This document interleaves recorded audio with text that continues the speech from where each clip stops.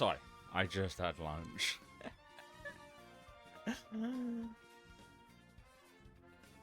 Oh, excuse me again.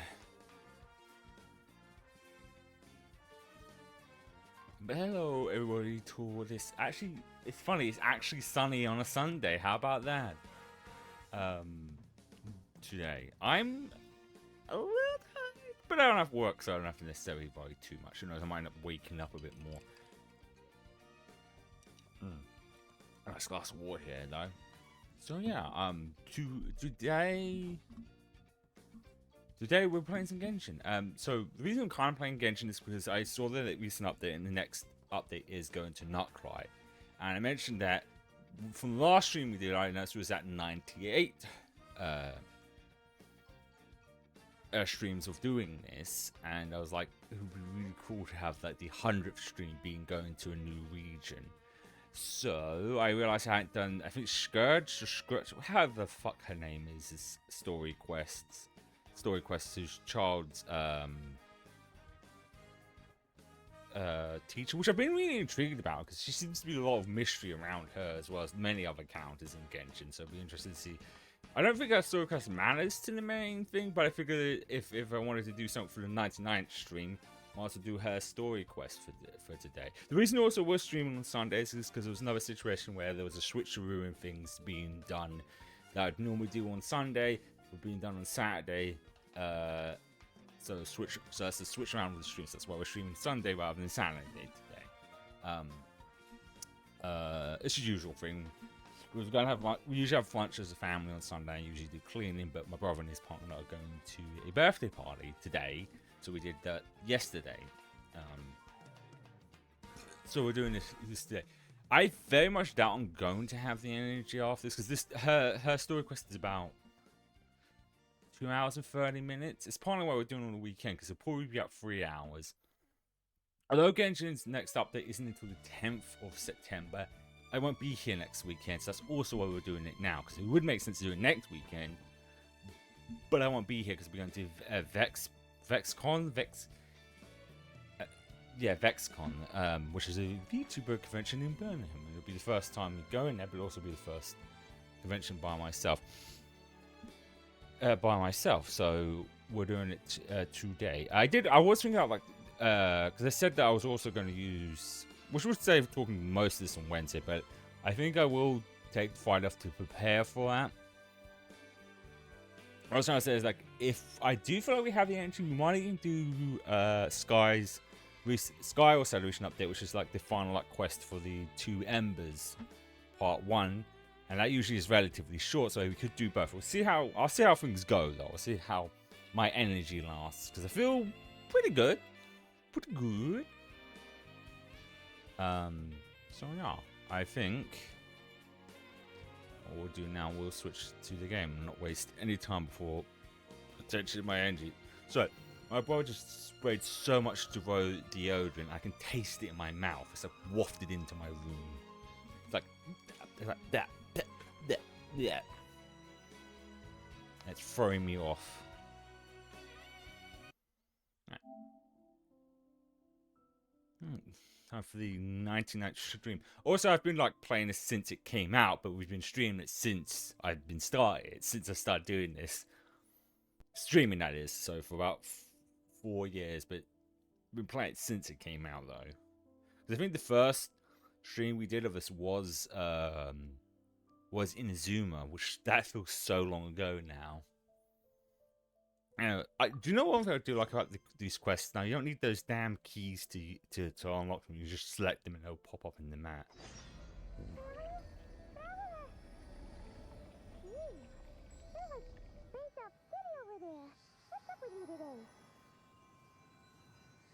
Oh fuck! I forgot to change the Feeling okay? We've been traveling all over lately, so maybe you come down with something. I forgot to change either. You didn't miss much, just her voice. Her muffled sound of voice. I completely forgot to change the thing over. No, let's go and see Baiju. I mean, we did his story quest on stream, because some I do off stream, some I do on stream, because At the moment, we're doing like 2 gotchas on stream, so I try not to do too many so I don't burn myself up. So we also do Zenless, which Zenless also has an update this Wednesday. But that's one of those ones I can wait to do. Genshin's on the other hand, when that hits on the 10th, we're playing that because it's new region, new stuff, all that cool stuff. But like I said, I tend to not watch any of their like streams showing all of it because I like to kind of go in dark. Baiju wasn't in his shop. Oh, you're looking for Dr. Baiju. He's resting today, but he said to send any patients to the back room. Ah, okay. Thanks. We'll head on through. I didn't even get to touch the point before that. Back room it is then. Because Zen's next update's this Wednesday, if I'm not mistaken.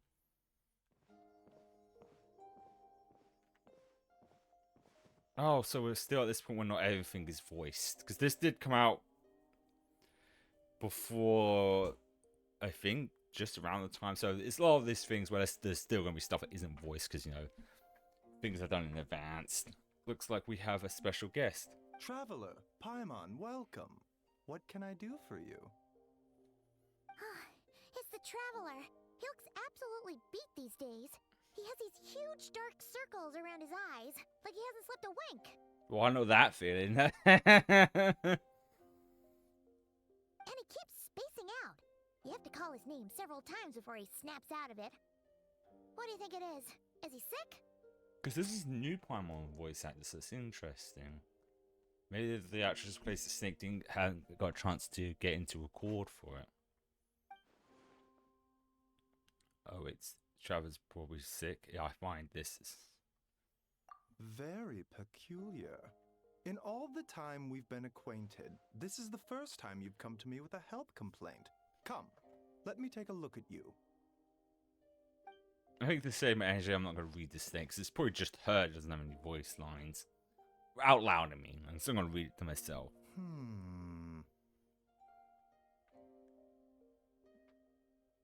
Okay. Paimon does not like that expression, Baiju. It's not serious, is it? Complexion is good, eyes are clear, breathing is steady, pulse is strong. Physically, you appear to be in good condition, Traveler. In theory, your energy level should reflect that. You should be feeling right as rain. Well, I was feeling as right as rain, and yet I feel like something is off. Hence my concern. A clean bill of health is usually a good thing, but in this case, it likely means your situation is more complicated. Physical illnesses come with detectable symptoms that can be used to diagnose, medicate, and cure the condition. But afflictions of a non-physical nature, they fall outside a doctor's realm of expertise. Oh. I don't know. What do you mean, non-physical nature? Curses, dark magic, it's hard to say. It All could of the just as above. easily be a simple case of mental fatigue.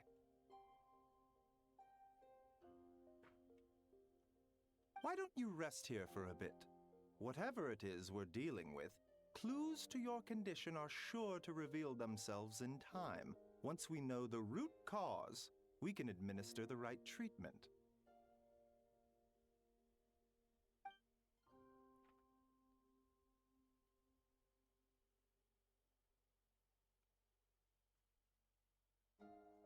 In the meantime, Changsheng and I will review the relevant literature for afflictions that present with mental fatigue.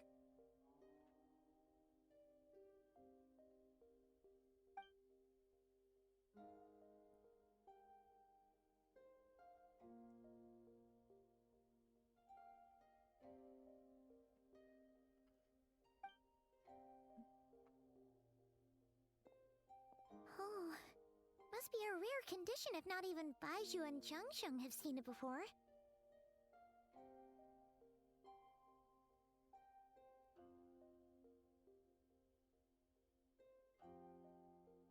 Well, all we can do is take their advice. You look like you're about to collapse anyway.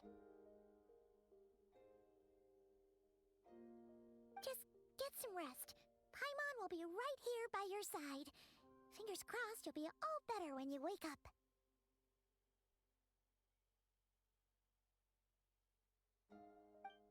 So I'm just giving an eye on because before we went live, it was dipping back up and down. I'm like, I guess it's rest time. Oh, I'm lying down next to you.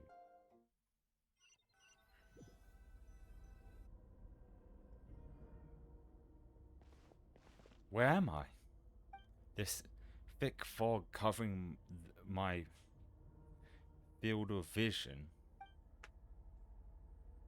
Field of view?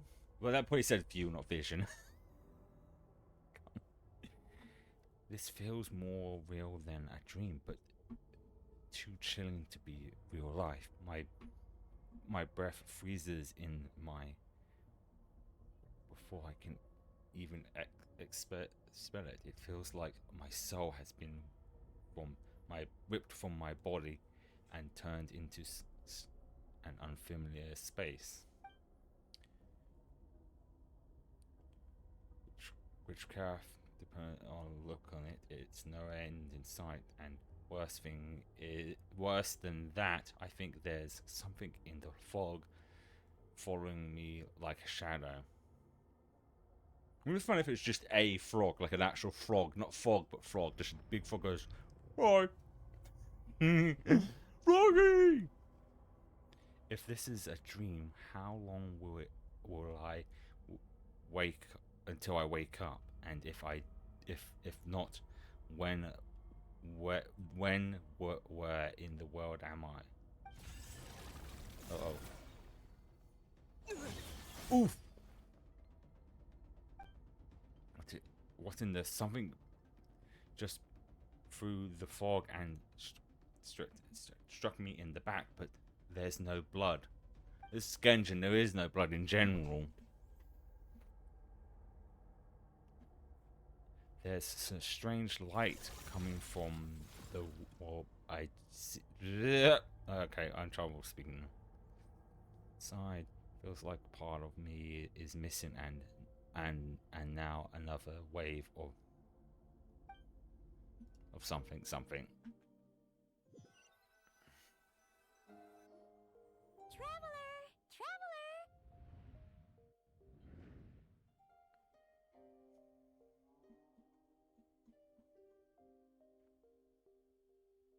Rise and shine! Time to wake up! Wake the fuck up, traveler!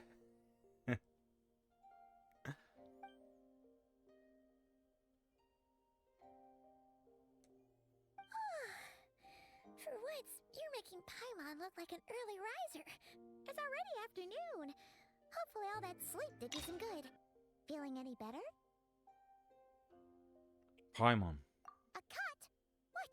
Did you scratch yourself in your sleep? All right, let Paimon take a look.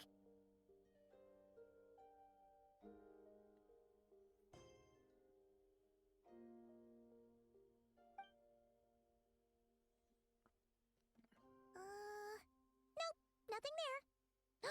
Wait, did you have a nightmare? On Elm Street? Okay, don't panic. Paimon heard that dreams tell us what we need by showing us the opposite. So, if you had a nightmare, maybe all you need is something to cheer you up. Come on, Paimon will treat you to something yummy. It's interesting to tell when these are different recorded, because like she, like I said, the new actress for Paimon sounds a little different in this one, probably because this was probably recorded after the first session she did. I just feel sounds way more comfortable at this point. What? So, in this dream, you were trapped in a weird place with thick fog everywhere, and then a spike came out of nowhere and stabbed you in the back? Oh. Okay, well, that's a new one. Are you sure it was a dream?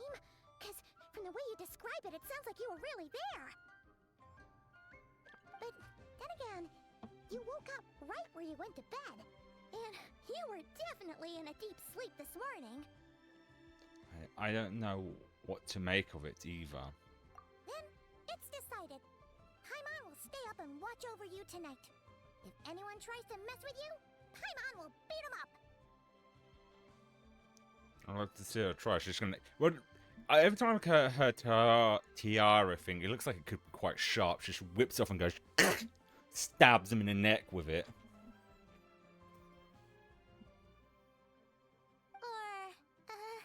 Or, wake you up first and then we can beat him up together. Penguin's smile has a way of putting me at ease.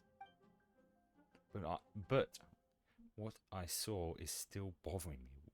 That dream, was it so chilling, and it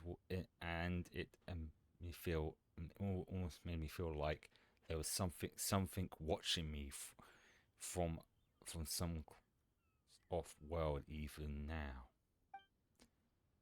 Something stabbed me in my dream, but when I woke up, there was no wound. Still, if I focus on that area, I feel just, and it deepens deepening. Something is missing. Did someone like rip his soul out? Wasn't there like weird like anime weapon things where it doesn't cut a person, it just takes their soul? Did you just say something? You heard that too? The flesh remains whole, but the soul is incomplete. Left unresolved, the mind will wither away along with it. Ah! What the?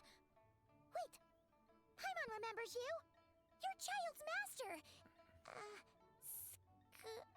Oric? I was just gonna say Sigadoosh. Right! What are you doing here? The last time we saw you was at the Primordial Sea in Fontaine, right? But then we left and never learned where you went after that.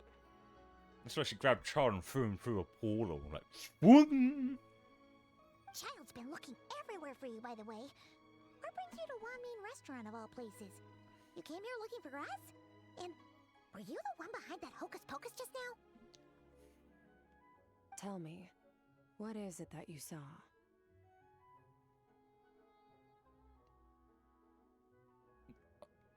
So I'm just looking at her design. I wonder if, like, is she wearing gloves, or is it one of those things like you know, like her arms are actually that color, like some like corruption sort of thing? Tight-lipped, huh? I suppose that's fair. You, I'll take a glass of wine. Hmm? Oh, of course. Coming right up. We make this one in-house. It's not too strong. Enjoy.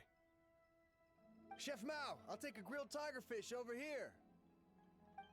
Coming right up. Ah, if I knew we'd be this busy, I wouldn't have approved Shenhe's vacation. At the end of the day, what happens to you is of little consequence to me. I'm not here to try and win you over. Trust me or not, the choice is yours. If you want my help, now's the time to speak up. You have until I finish my drink. What do you know about this situation?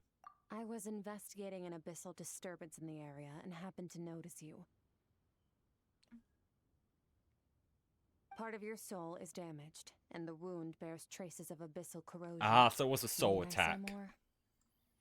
Neither of those things sound good.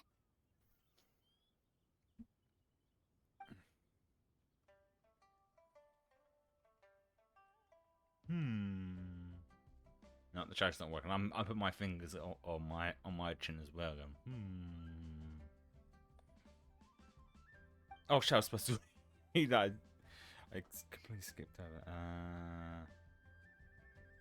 It's this one. That's audio. It's this. No, that's this. There we go. What did he say?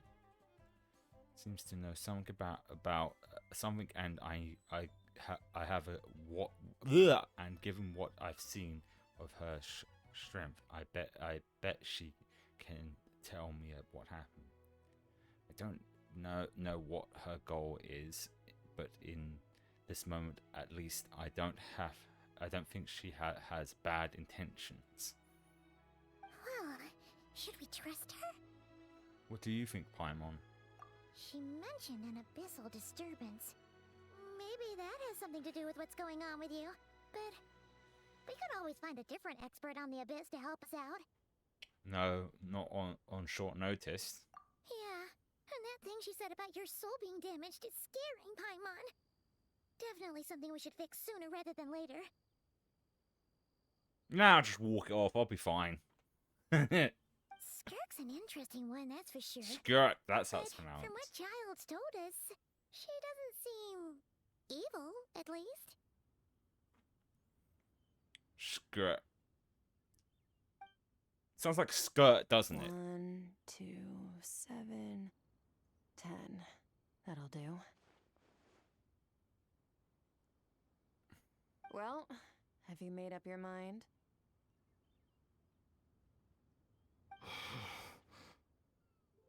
The fact he's actually like sighing stuff means that it also hears his voice. What I saw was a dark space Oh, damn. shrouded in a dense fog that wouldn't disperse.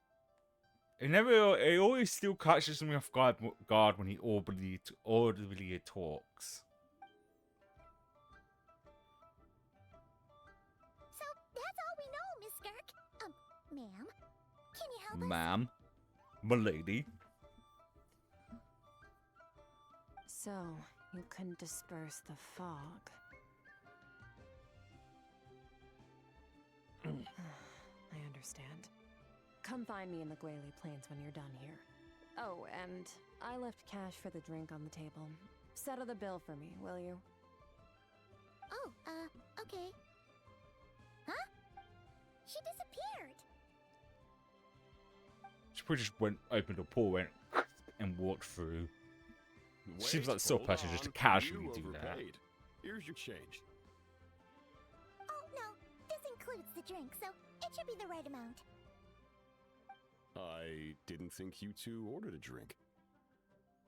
We didn't. It was that lady who came and sat with us, remember? You brought it out to her yourself. You sure? I could have sworn there were only 2 of you at that table. What? There's some like mind wiping powers. What'd you put in their dish, Chef Mao? Some kind of hallucinogenic mushroom? You got them seeing things. Seeing things? Wait, so neither of you noticed her? Young lady? About this tall? Wearing a purple dress? She ordered a glass of wine! I guess she just looked kind of... I don't know. I don't know. It's when I think of young lady, I think someone like in their early 20s or late, teens or something. But she looks like she's in their 30s. Not saying 30s old. You'll just be a lady. Not old lady, but lady.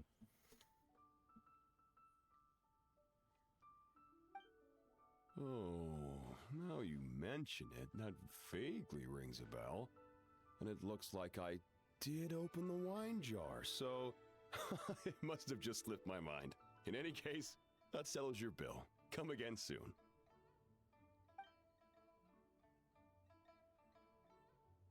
Okay. No audio. Coming! Randomly no audio for that one. Okay, what was going on there? It's like they didn't remember Skirk being there at all. Even Paimon was half convinced we hallucinated the whole thing. But that Mora she left for us was definitely real. Oh, this whole situation is giving Paimon the creeps. But anyway, she told us to head to the Gwali Plains, right? Let's not keep her waiting. Oh, is it gonna actually teleport us there? It is. Oh, no, never mind. Damn it. Bloody buttons. Oh, excuse me. I'd say I just had lunch, but lunch was an hour ago now.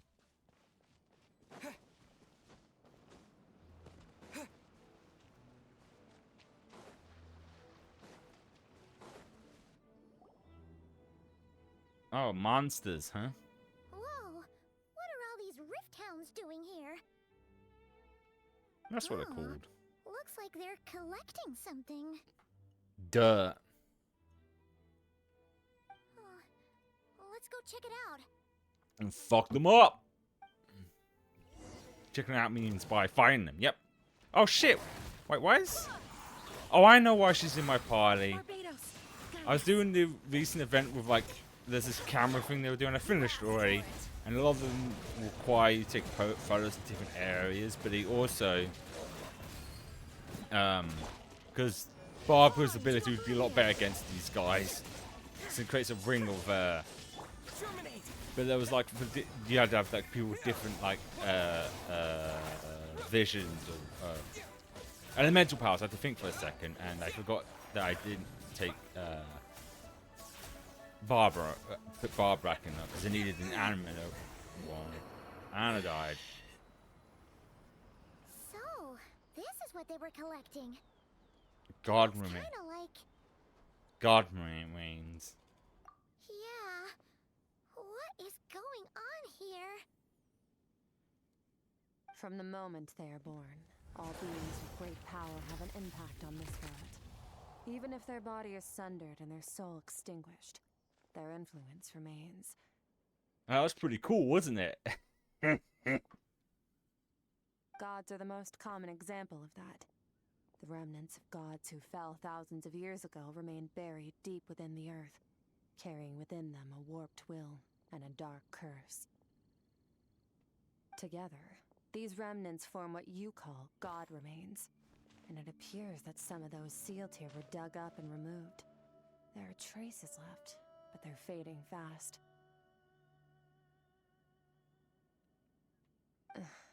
What are you doing? Nothing. Her dress isn't. Wanted to make sure you were, real? Her dress isn't purple. I mean, there's parts of it that's purple. Well, then again, maybe it's more meant to be more like a lavender color. Looks white though, because Paimon said purple dress. I wasn't sure if her dress was purple, but it looks more white. I mean, there's parts of it, like her art, the sleeves and parts of it, but that's not the whole dress. She's definitely not a ghost traveler. Paimon poked her, and she's solid. Where did you poke her though, Paimon? Hmm. After we left the rest. Your life hangs in the balance, and that's what you're fixated on? Strange set of priorities. She used the neuralizer. It's just a trick to avoid being perceived. If someone notices me, those memories are erased. Simple as that. Oh, so it is like a neuralizer. With some glasses. I'm thinking they'll probably wipe the traveler's memories as well. Unlike you, I have no desire to establish a connection with the world. The weak and the lowly have no right to remember me. They're lucky they only have a few missing memories to show for it. Damn. Now, can we please get back on track? Okay. Where were we? About the God remains. Right. The God remains. So, basically, there's now less of them here than there used to be, right? Isn't that a good thing? Sometimes by her standards, that's a no. In our experience, God remains are 100% bad news. A lot of terrible things have happened because of them. Maybe it's a good thing by human standards. I see The power it. doesn't come from nothing, and it doesn't just disappear for no reason. Still wondering who she is. I'd be surprised if we find out in the story quest. So probably leave. That's probably like left for later in the story. The remains aren't just gone; they were taken. Like parts of my soul was taken. Very clever, traveler. You aren't the only one who had something taken from you. There are victims like you everywhere. The only difference being, you can speak, and the remains cannot. So it went unnoticed. Something similar happened in Sumeru.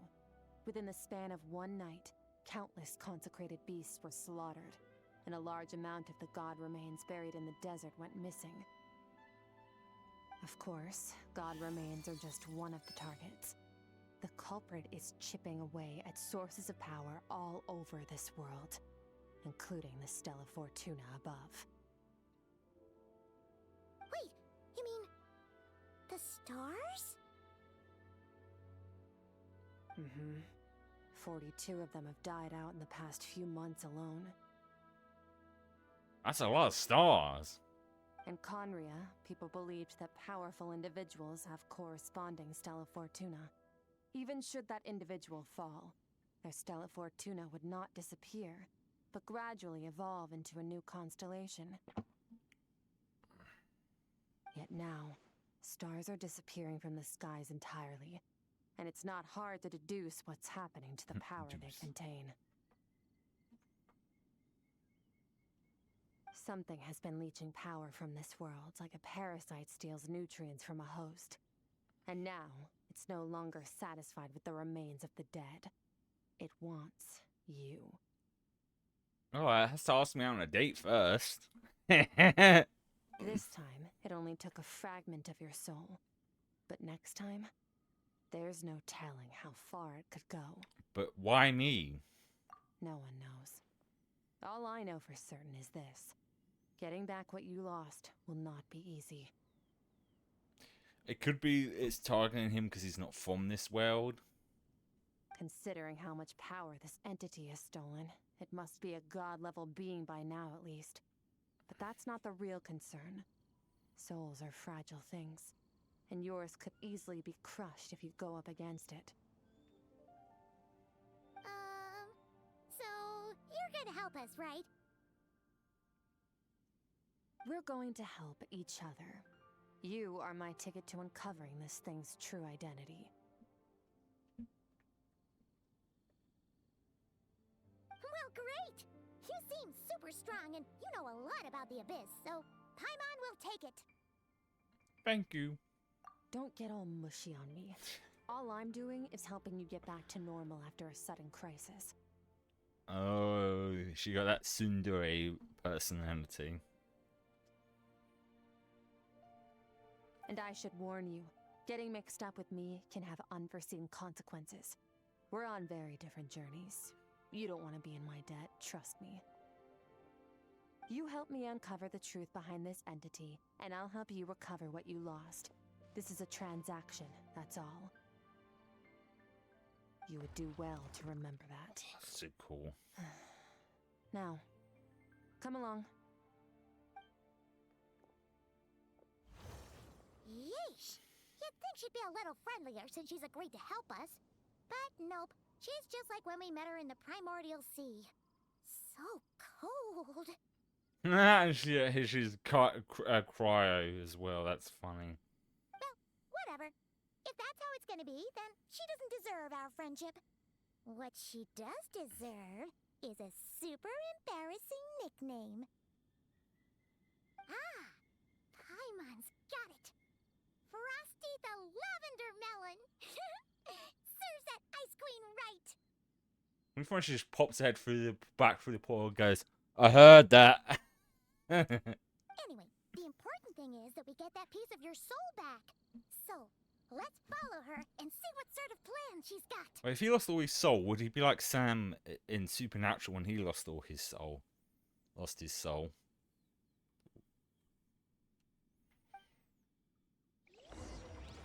Alright, I need to sort out my party because I forgot I had Jean in, because as far as healers goes, Barbara's still the best. I'll take care of it. There we go. Nope. Oh, right, the Traver's dead. That's the main reason also I have Barbara, is because she can Let's dance. revive people as well. What's it? Well, can it? Is it like? Oh, that's kind of neat. I like that. Like it just completely disappears when you turn around there instead of like kind of being two-way portal. I don't know. Something about portals being ripped in like this, and well, this is not in the sky or in the air. Like this is kind of cool. Right, time to enter the portal. Strange portal.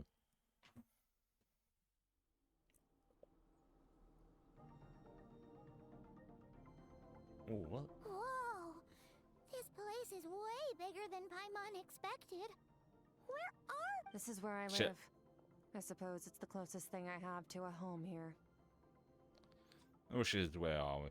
It seems more like somewhere in the abyss. Cool looking.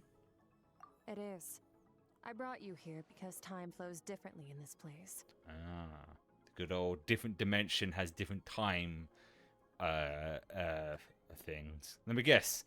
1 minute in here is 1 hour out there. I don't know how much Ajax has told you, but when he fell into this space, I mentored him for 3 months. In that time, only 3 days passed in the outside world. Ah, alright, so 3 months is 3 days.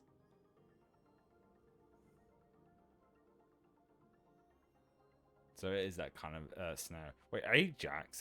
Is she on about Child? Is that his other name? He's also called Titaglia. Ajax?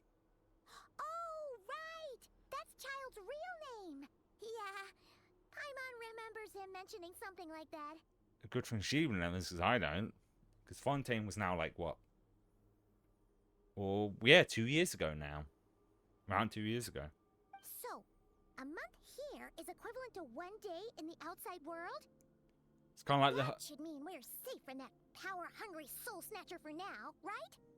it's kind of like the oh god, I can't even say it. The hyperbolic time chamber in Dragon Ball Z.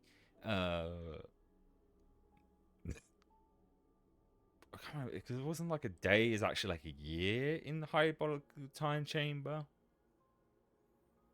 Yes, well, I didn't bring you here just to show you around. In the Aw. outside world, the traveler could be attacked at any moment. But coming here has bought us quite a bit of time. Pretty cool looking. Now, we just need to figure out how to investigate that place you saw. The one full of fog. Both your description and the abyssal disturbance I felt point to that space having some connection to the abyss. It could even be a domain similar to this one. The thief who stole that fragment of your soul is hiding there. But the abyss is a chaotic and turbulent place. If we want to pinpoint their location, we need to see what that space looks like without the fog. Abyssal power can grant a special form of sight. Have you ever wielded abyssal power before? No. Okay. Do you plan to learn? For now, no. What kind of That tracks. All the information you have suggests the abyss is something sinister, and that abyssal power is a wild and dangerous force that always spells disaster. Oh, is it one of those things where it really isn't? And you're saying that's not true? That's not true! Depends on your perspective. Floods and hurricanes take countless lives too. But if one day you gain the power to control them, what was once a calamity is now just another tool in your arsenal. I'll respect your opinion, though. Just means we have to turn to the second best option. What's that? A little abyss crystal that contains my power.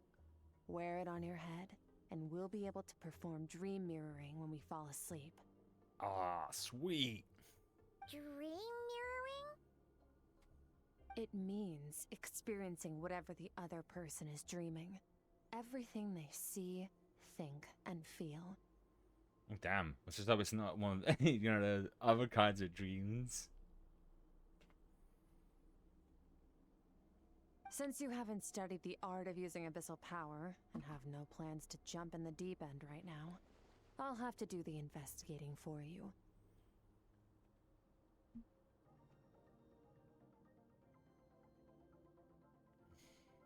With dream mirroring, every time you slip into a deep sleep, I'll see with my own eyes whatever scene plays out in your mind. Then, I can guide you through the dream environment, and we'll take back what was stolen from you. Huh. You make it sound so simple. So all I need to do is wait. Tough to say. This is an unprecedented situation for both of us. Even assuming we do manage to find where this entity is hiding, like I said, getting your soul fragment back won't be easy. To play it safe, I need to give you some special training first. Yay! You're gonna teach him some of your martial arts? Does that mean the next time we see Child, we have to treat him like our senior? I guess. Do as you want. For my part, I don't see you as my disciples. You're already a pretty good fighter. All I'm planning to do is build on your current skills and train you for the specific scenarios that I think we might face.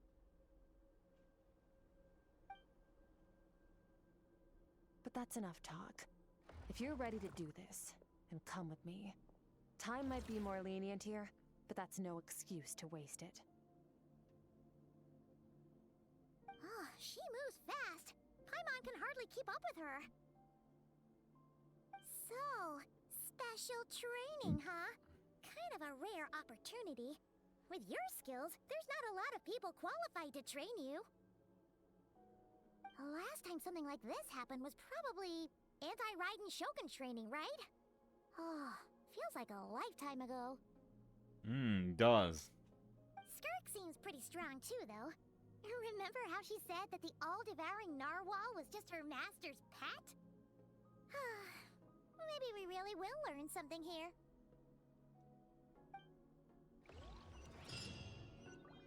What's that? Is there anything like around? Is it? There's nothing on the map, though, right? Yeah, it just says that. Alright, let's jump through the next portal. Oh, I didn't even have to push a button. I literally just walked into it. Oh, I love that kind of... That. Are we actually going to just fight her? Is that how this is going to go down? Oh, I haven't got much health. Let's just fix that.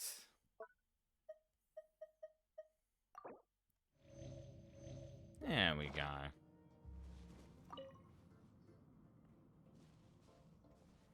Ready? Bring it on! Your training will be split into 3 stages. Testing your blade work, elemental abilities, and reasoning skills. We'll start with blade work. You're no rookie in this area, so I won't bore you with the basics. Please do. We need more time being wasted. During your long journey, you've no doubt sparred with a lot of talented sword fighters. Yep. Consciously or not, you will have picked up all kinds of techniques from them. You bet! There's Kaya, Master Jean, Kuching... Oh, and Kazuha, Ayaka... Yeah, we've met sword masters like you in every nation we've been through. You sparred with a bunch of them too, right? Nice to know it's all gonna come in handy now. Don't get too smug. In sword fighting, techniques alone are not enough. You need a cohesive system to bring it all together. A style or school of fighting. To use the human body as an analogy, your style is your skeleton, the foundation, the framework. Techniques are the muscles and other flesh attached to the bones. This is where your strength comes from. Improving your sword fighting is like growing that body. If your frame got bigger and taller, but you didn't add any muscle mass, you'd be weak and flimsy. Then again, if you packed on pounds of flesh without a big enough frame to support it, you'd end up bloated and unwieldy. I understood. Somewhat. You need to do some introspection. Take a good, hard look at your past experiences, and figure out which parts of what you've learned are just techniques, and which parts can be used to form your own system of blade work.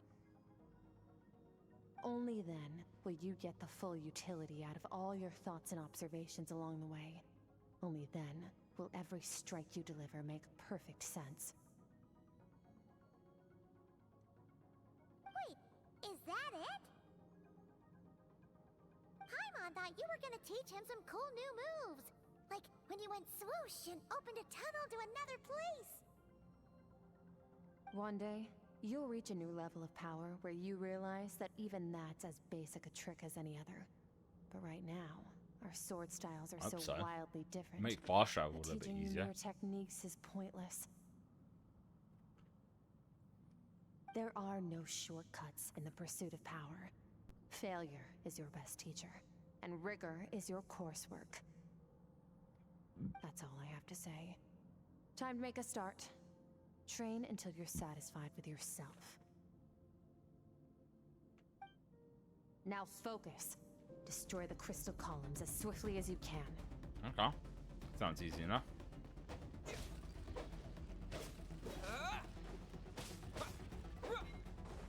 Fuck yeah. That's it. Easy peasy. Oh shit. More.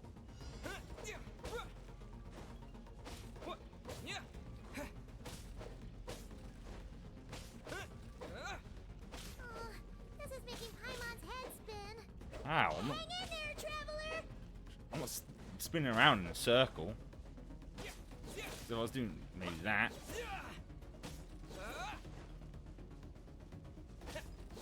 $900? There's shooting 900 of these things? Training is definitely rigorous. 900 fucking crystals. Okay, training passes. Okay, I was gonna say I had to. Yeah.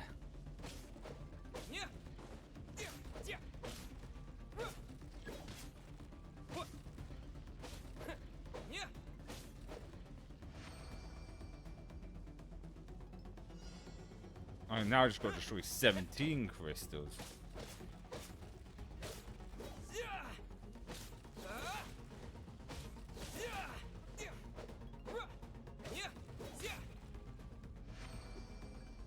Stay calm. Use your head. You have to keep it together.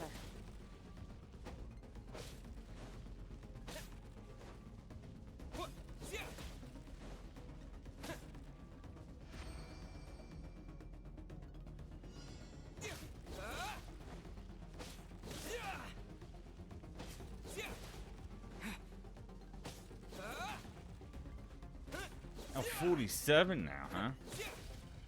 I think you can do that. Easy.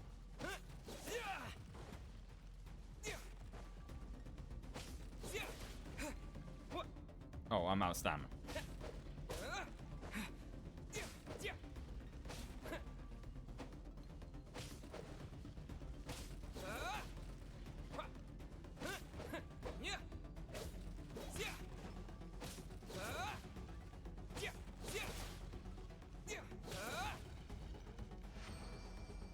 Ah, 5 out of 5. There we go.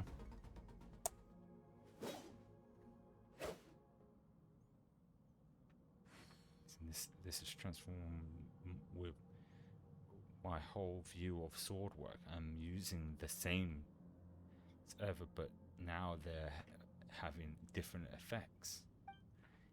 It is as if I've unlocked a hidden door in my mind, and there's a wall. My mind's eye. I'm seeing images of the friends I have made into that. There are the swords styles and no. This moment will be frozen in time. Cut to the chase. Consider a moment of true mastery that you've witnessed in another person, and ask yourself, what lies beneath the surface? What's their guiding philosophy? What's their state of mind as they maneuver their weapon? Now take that and practice it right away with speed, skill, and strength, over and over, until your hand is one with your mind. This is the only path to true growth. Step on up. Dance with the waves. Oh, he's not voiced. I'm not gonna. Okay. They're basically just calling out their attacks when they do their attacks. That's all that is. My journey.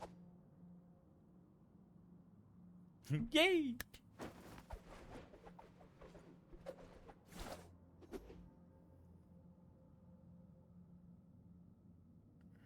Oh, she's good.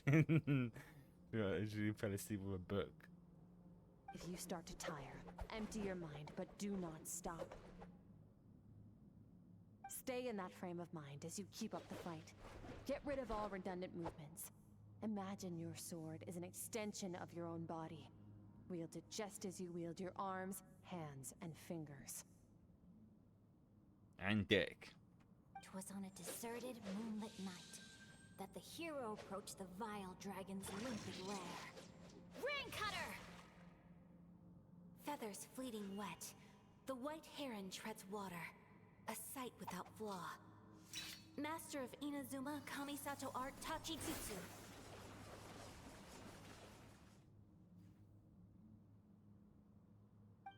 With each flash of my blade, I feel my strength increasing. I don't know if my weapon can contain all this power. I'm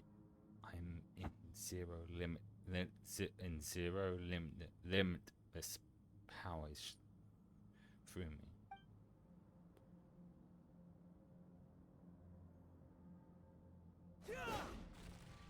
So yeah.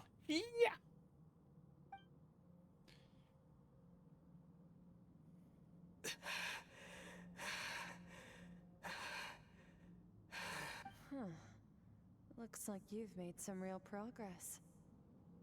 That concludes your training session. Awesome! Paimon knew you could do it! How do you feel? Exhausted. As you should be. Time flies when you're training hard. You've actually been going for several days now with no rest. Damn. Yeah. Meanwhile, Paimon's had a whole bunch of naps. But you were so focused, she didn't want to interrupt you. Go get some sleep. I'll be doing the same very soon. Let's hope you see that foggy place in your dream, so I can get this investigation over and done with.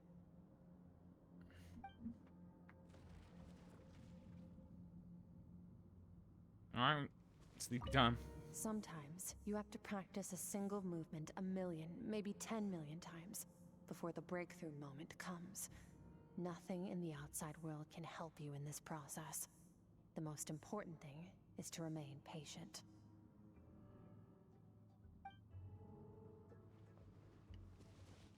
Alright, jump back through the portal. Whoop!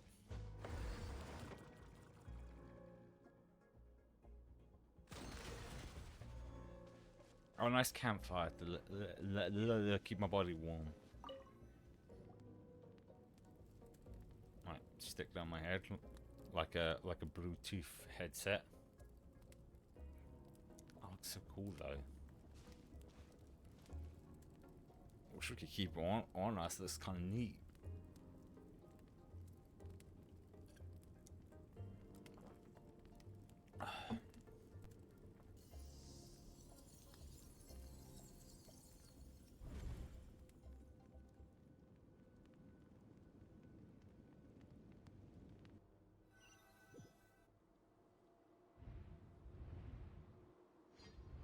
Oh, the fog.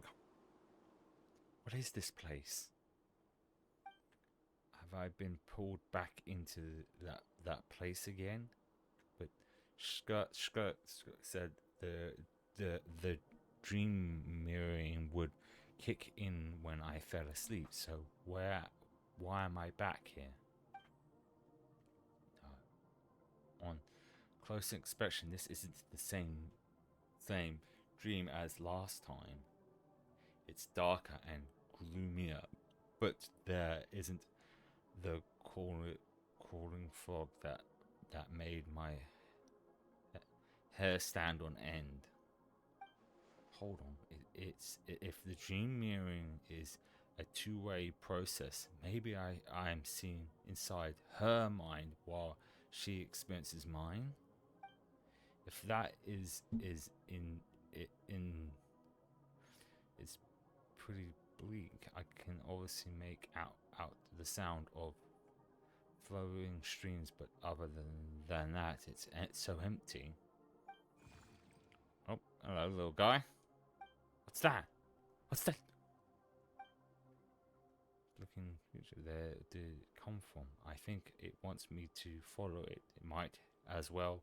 See where it leads.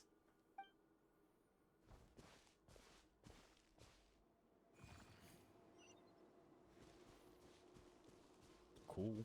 Still shiny. Kind of looks like a chow.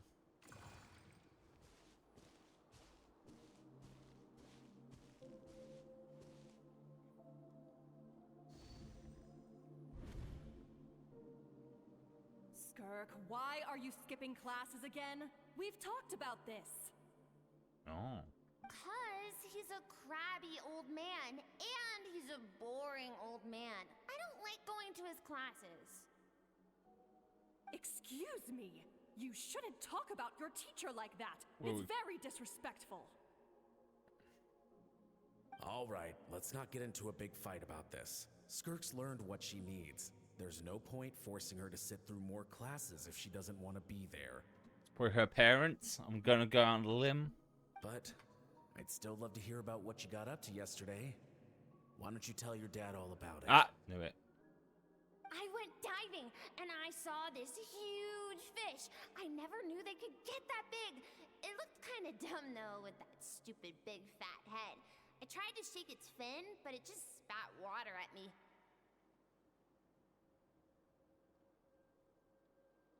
Oh, and today, I'm gonna go to that prairie up north. There's supposed to be this giant bird there that can spit fire. I bet if I climbed on its back, it could fly me all the way to the stars.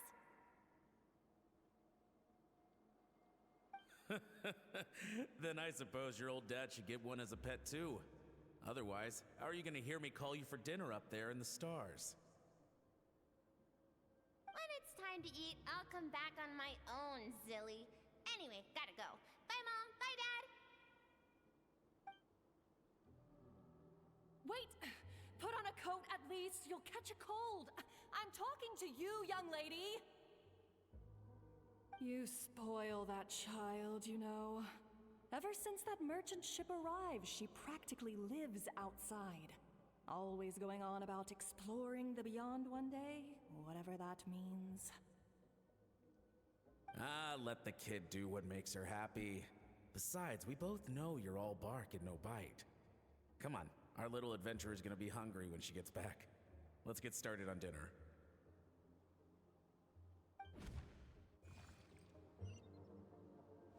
Alright. I'm out. Alrighty. The wonderful. Yeah?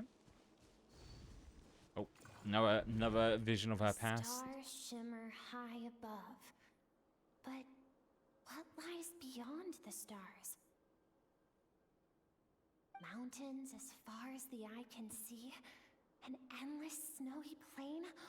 Or maybe buildings taller than the sky, like the people from the merchant ship said.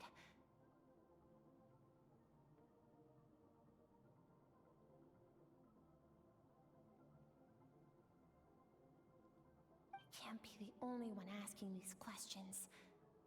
The universe is fascinating. If only I could meet some other people like me. We could set sail together and explore every corner of the world. And we're gonna see how she became such a misery guts as well. I'm sick of being a kid. There's so many amazing things out there, and I'm ready to see them all. But for now, I'm starving. Better get back. Is it one of his to come back and find she finds her house is burning down and both her parents are dead?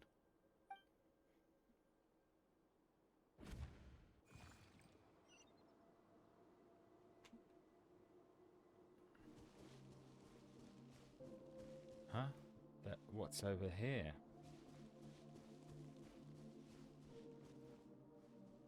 Something's going on.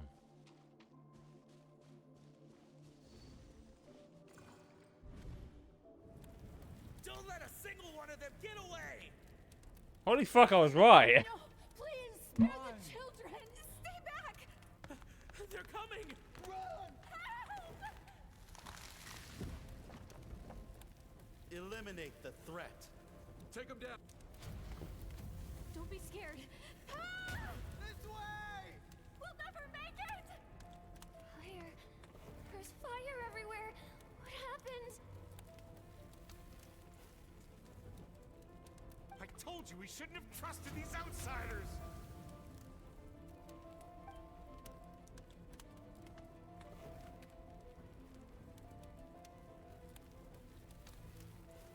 Why are you doing this?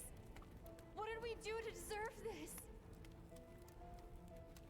We welcomed you with our finest food and drink, showed you the best our home has to offer, gifted you cloth dyed by our own hands. And this is how you treat us? Run! Save yourselves! Captain, Zone 3 is clear and we have Zone 2 surrounded. Begin extermination. Remember the orders from upper command. No one is to be left alive. Rest assured, sir.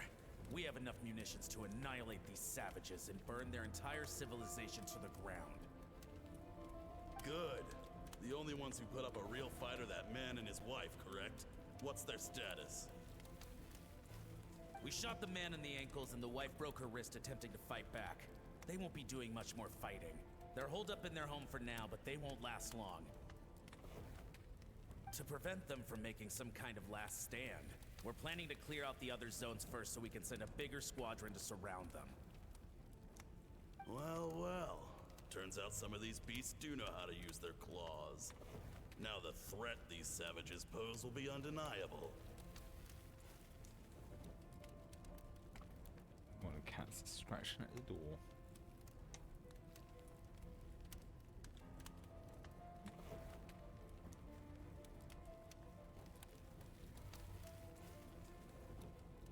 Some here. I heard one of the cats is clawing. Never mind.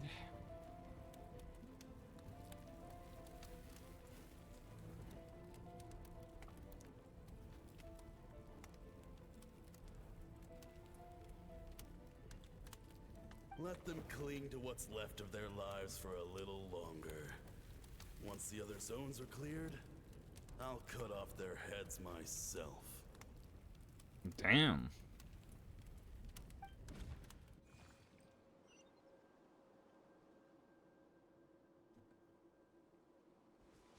It smells like something's burning. What's going on?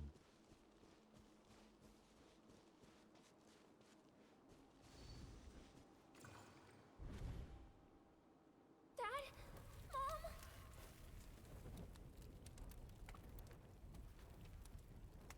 Skirk, you're all right?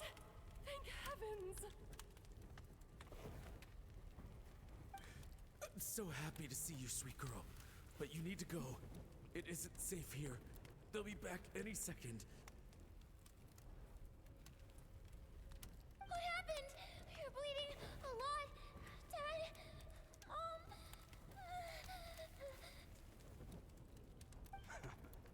This is the place. Alert all units. Prepare to surround. Run, Skirk! Run as far away as you can. Don't trust anyone. Your dad and I, we're not afraid to stare death in the face, but we need you to survive. My clever girl, so curious. You're already so brave. I know you're going to grow up to be such a positive light in this world. Whenever you miss us, just play this song. Remember, life is a gift. Don't let darkness claim it. Break down the door! Look what we have here. A savage that can pluck a tune. Well, the show's over.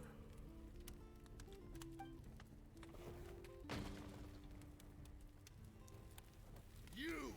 Stop singing! Shut it! I said shut it or I'll make you! Fine. Have it your way.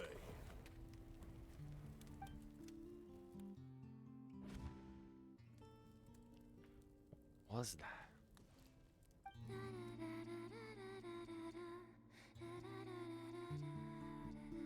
Oh, she's playing a guitar.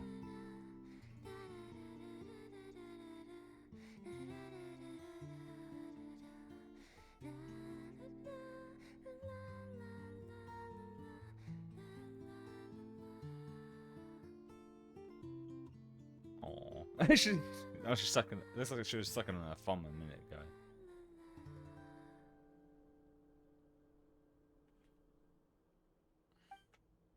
Oh, you're awake. You're finally awake. I found a few clues while you were asleep, but it's only a start. Now, time for the second stage of your training.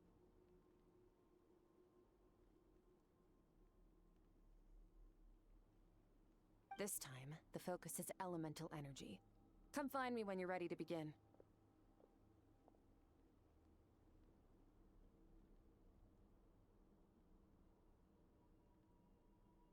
Alright, elemental it is then.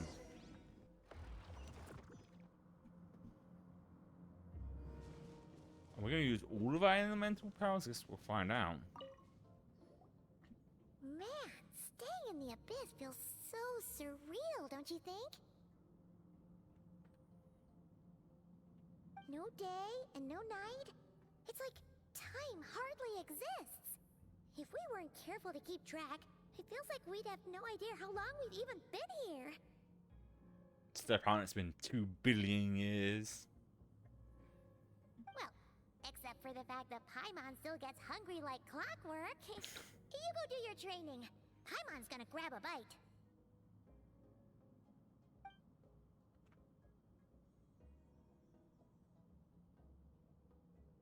I'm ready to start. The way I see it, the pursuit of power is divided into 3 stages.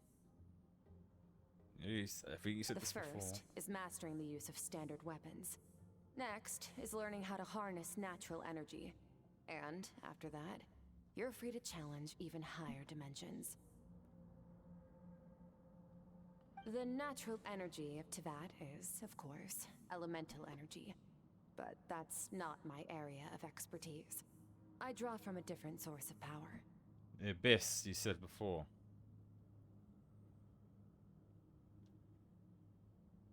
Abyssal power, yes. Also known as the power of the Void Realm. Ooh. My master, Sertologi, is a true expert in that area. After all, he was one of the group of 5 that infamously stole the all-encompassing power of the Abyss. An act for which the people of Conria gave them the epithet, the 5 Sinners.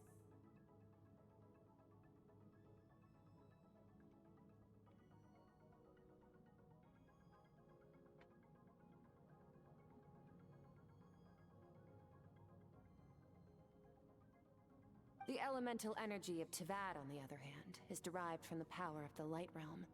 These 2 forms of energy exist in direct opposition to each other. Suffice to say, there's not much I can teach you this time. Ah, the classic light versus dark situation, huh? But you know what this kind of looks like? It looks like the like in Kingdom Hearts, the realm where the Heartless is.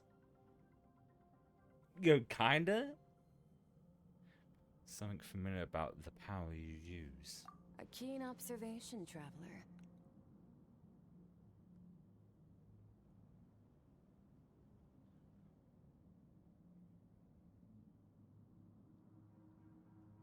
Call it respecting local norms. The Abyss stands in direct conflict with the will of this world. So, to make my life easier, I disguise my power to make it appear cryo-like in nature. Oh. So she isn't cryo, she just makes it look like it is. It's a technique I learned from some Conrian ruins, known as the 7 Shifting Serpent. If you ever change your mind about delving into abyssal power, I can teach it to you. Kind of cool if we did. Abyssal power doesn't suit me. Oh. Well, I guess I'm going to find out later his sister does. So I've heard. You seem to have a knack for removing abyssal power. But is purification really what's going on there? Like I said, power does not simply disappear. What are you trying to say? Just thinking out loud. Let's focus on your elemental training. That's what's gonna help us if the situation gets tricky.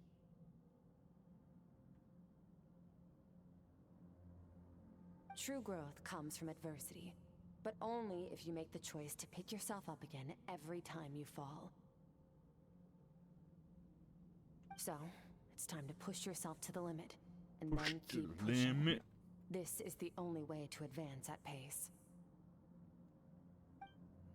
Use the power of Animo to clear the field as fast as you can. Oh, I didn't even have an eye. I haven't used this in with like a lifetime.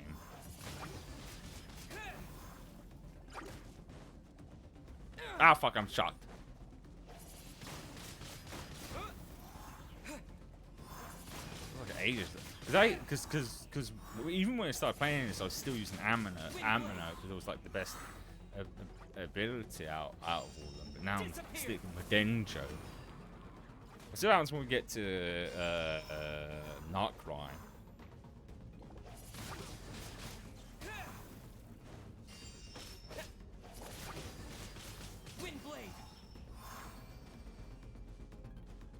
Observe your surroundings. Look for things you can use to tilt the scales of success in your favor. I don't know this. This is what these are. Ow, I'm on fire. Set on fire. Relight my fire. Windblade.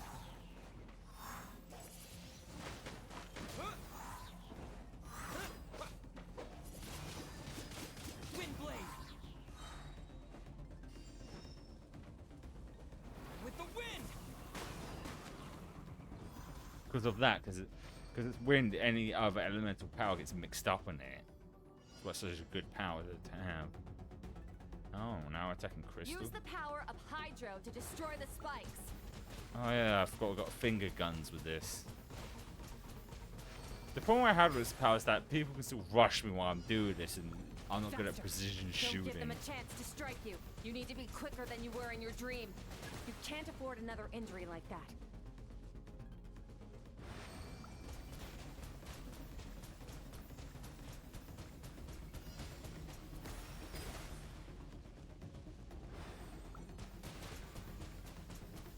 Where is it?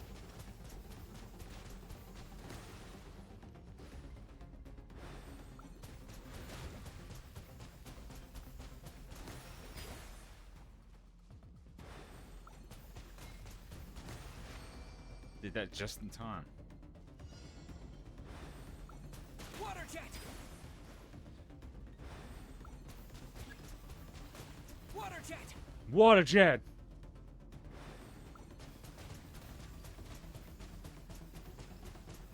I'm fired and I missed. And I fired again. Missed both times. This went on for several hours. Go. I fired, then I missed.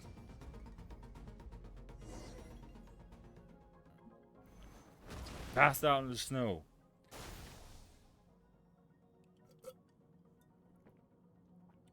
But I've never trained them all at once like this. AP said something prior. You need to understand what makes you special.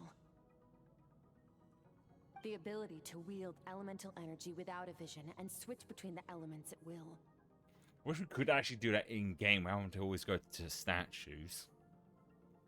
It means your aspirations need no approval from the gods.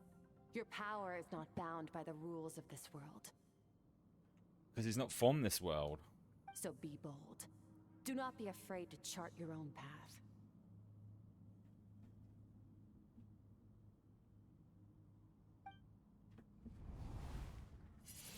The wind, ice of stone, lightning. Feel the power of the elements flowing through me. Sometimes as I flow streams over time, like the.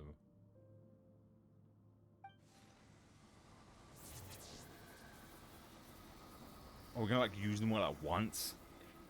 close my eyes, the voices, but it does not like some wind.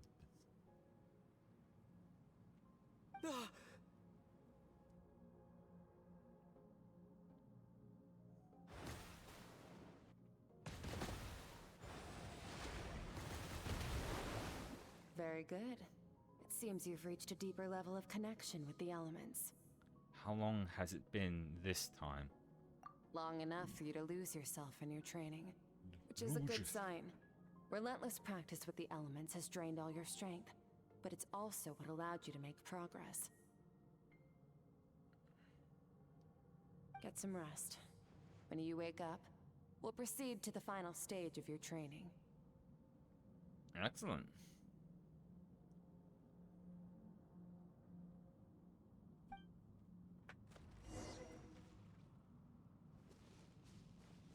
And I'm gonna jump through the portal again, 'cause it's fun. And we see more of skirts past. Rest.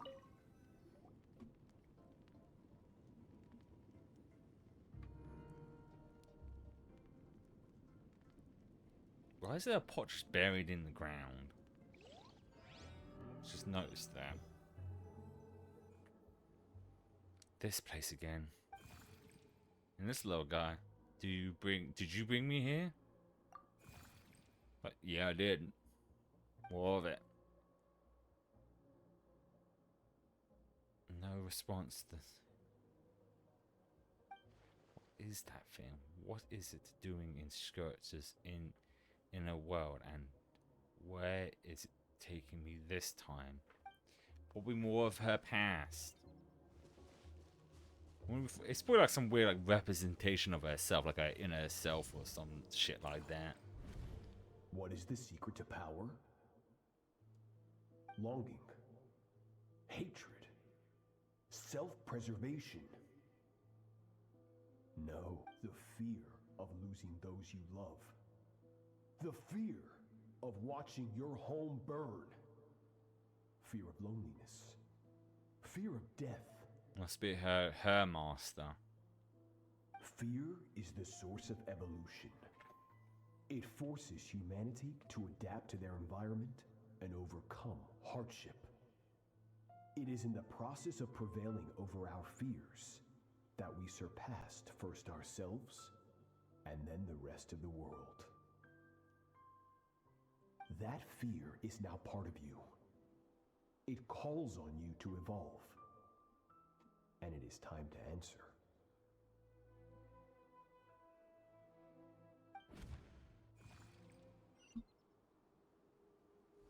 Ow, it hurts. Daddy, Mummy.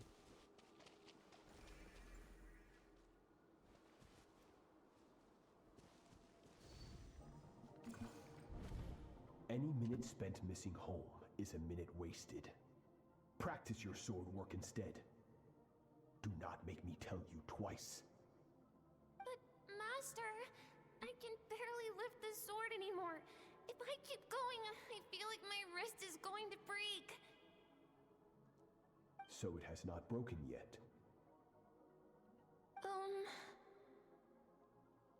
Then pick up your sword and keep practicing until it breaks. I want to hear the cracking and splintering of bone.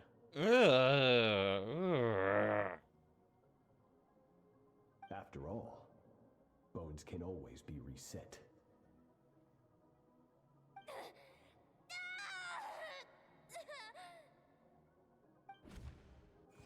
Well, now I know why she's such a tough ass. Her fucking master was. Can't breathe. Everything is going black.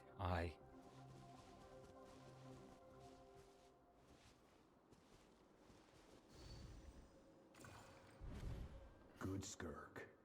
Once again, you survived. How do you feel? Cold and pain. These are signs that you are adapting to the abyss. Each time the flesh is torn and the spirit crushed, each time you claw back from the brink of death, you become stronger.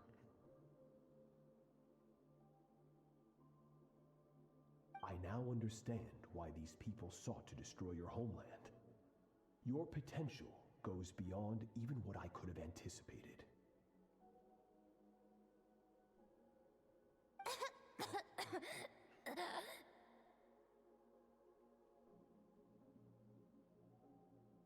But you still have much to learn in your pursuit of strength. Your mind is rife with distractions. From now on, I shall show no mercy in your training. You must learn to shut out all the pointless emotion, crush the self that makes you weak, and become master over your physical form.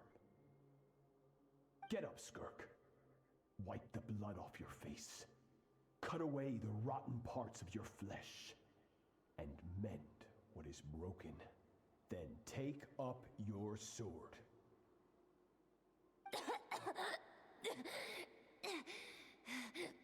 Yes, Master.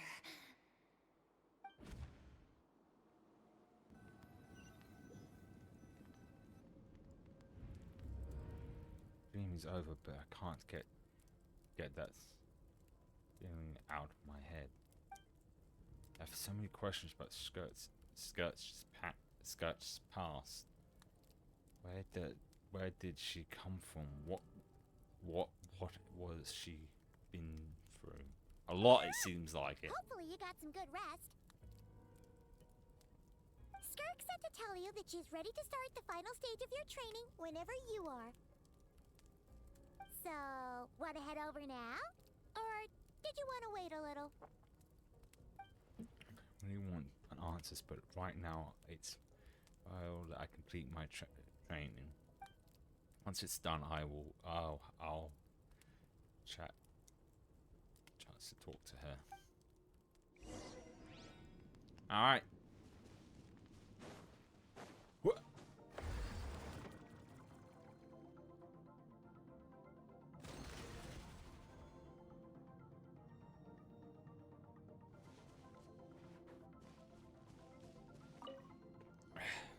From your training so far, you have gained better command of the sword, and more control over your elemental abilities. Thank you. That's only part of it. Experience is the real teacher. Your journey, the friends you have made, the dangers you have faced. These have taught you more than I ever could. Now, it's time to focus on how you react under pressure. You must be able to think rationally, even in unpredictable combat situations. To simulate this, I'm going to attack, and you're going to block. Got it. Ready? Yeah. Yes. Not bad. Oh, sword's That fucking defensive stance cool. looks near unbreakable. Just like your sister. That reminds me. You still don't know what happened to her, do you? She knows our sister. Or was that to Laoi's god? Hey, no fair! That's cheating! You think every opponent has the same moral code as you? You can denounce their deplorable methods all you want. But only if you live to tell the tale. The dead don't get to complain. Strong emotions will always arise in combat. Anxiety, anger, fear. But a true warrior is never at their whim. Only when you are free from the influence of emotion can you make the right choice, no matter the situation. How amusing. Almost sounds like you think you know me. But you don't. You can choose your own path. We are not the same. Let's begin. Try to use reason over emotion. Make the most rational and advantageous decision in any given moment. This is your final training session. Look alive. Alright. I just block. Same drill as before, but this time I'm going to interfere. Hold your focus.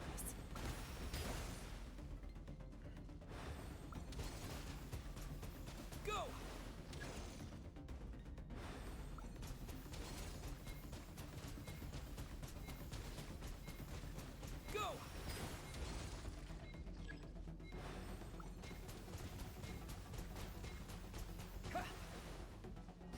failed.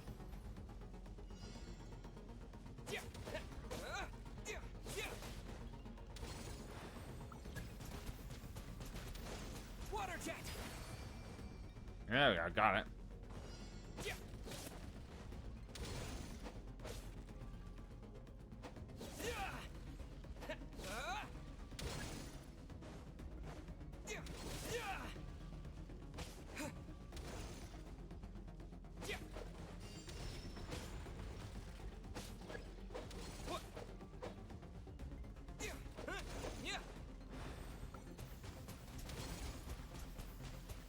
I got it while it's flying through the air. Haha.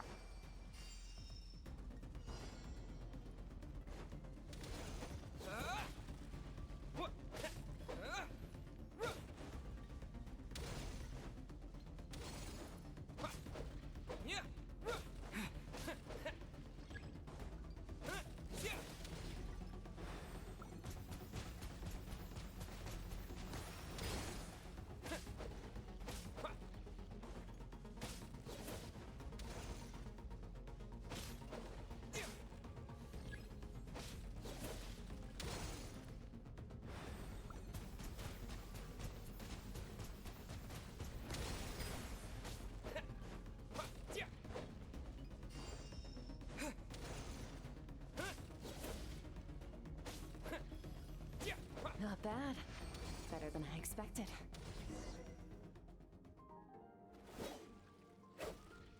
Easy to control my emotions. Battle is overwhelming, but if I can just focus on all the opponent instant. Okay. You're getting the hang of it. Damn sure I am. The first step to controlling your emotions is controlling your mind. You want a unified train of thought. It all comes down to focus.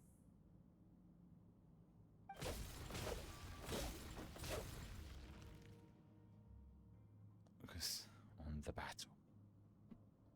I think it's working. I can choose to turn out anything that isn't relevant to the battle, but I think I'm still pretty far from having full control over my emotions.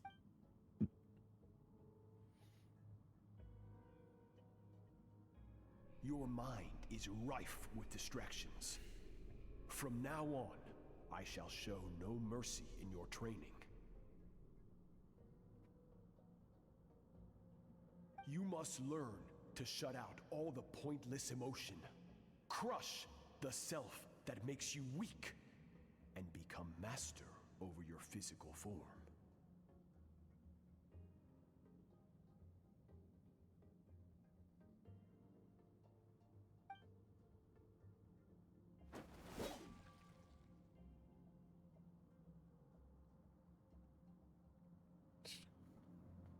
I'm kind of trained to.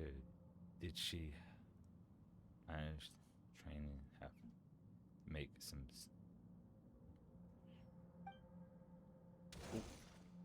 We got main focus. Stop. Let's pause here. One look, and I can tell your mind has wandered. That's to be expected. There's a limit to how long a human being can concentrate on one thing.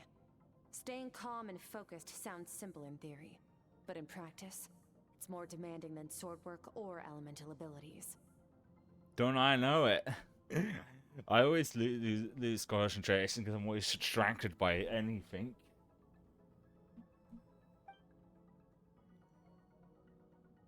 Skirts is right. Now that I've stopped all the emotions I was supposing back onto the plane. Could fall asleep at the spot. Get some rest. No point training further if you're already dead on your feet. Like I said at the beginning, the only goal of this training is for you to reach a point that you're satisfied with. You managed to push past your limits, which is a good start. You can be proud of that, and sleep well knowing that you've earned it.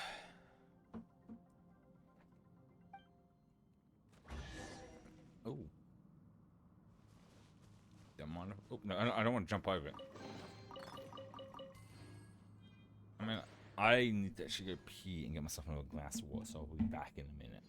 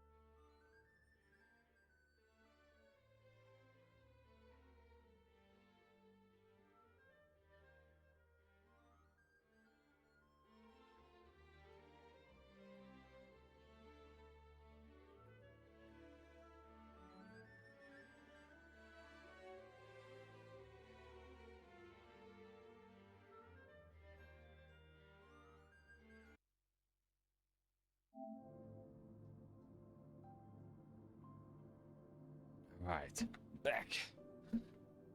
Got myself a glass of water, went And I've turned the aircon on because it's a little stuffy in here, and having the windows open isn't making a difference. Get a little cold in air in here and prevent me from feeling even more tired. The warmer it is, the more relaxed I feel. The more relaxed I feel, the more tired I'm going to end up feeling.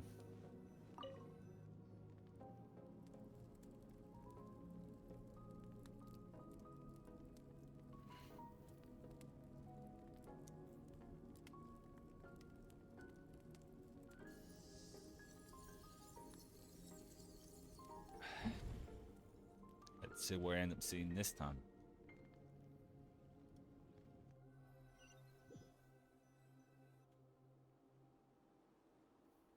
So I'm back in the skirts is in a world.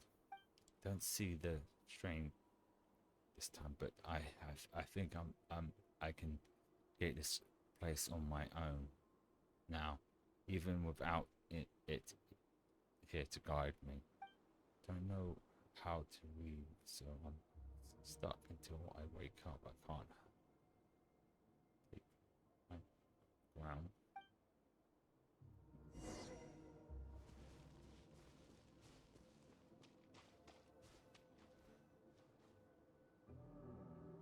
Skirk is amazing. She faced down that terrifying giant and cut its head clean off. A giant? Oh, she got hurt though, didn't she? I heard it was pretty bad.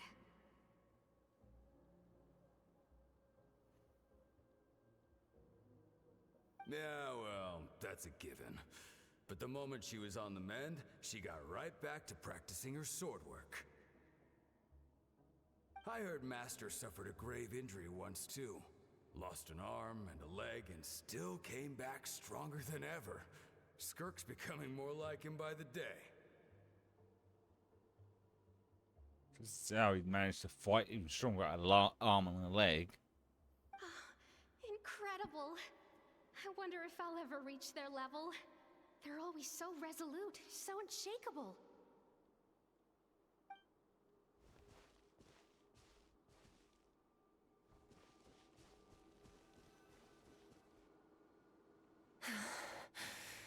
Oh, we're seeing her POV now. Pathetic. You're not even trying. You're so much weaker than you think. Oh, okay. Well, why is it there and on the... Okay. Skirk, have you become a positive light in this world?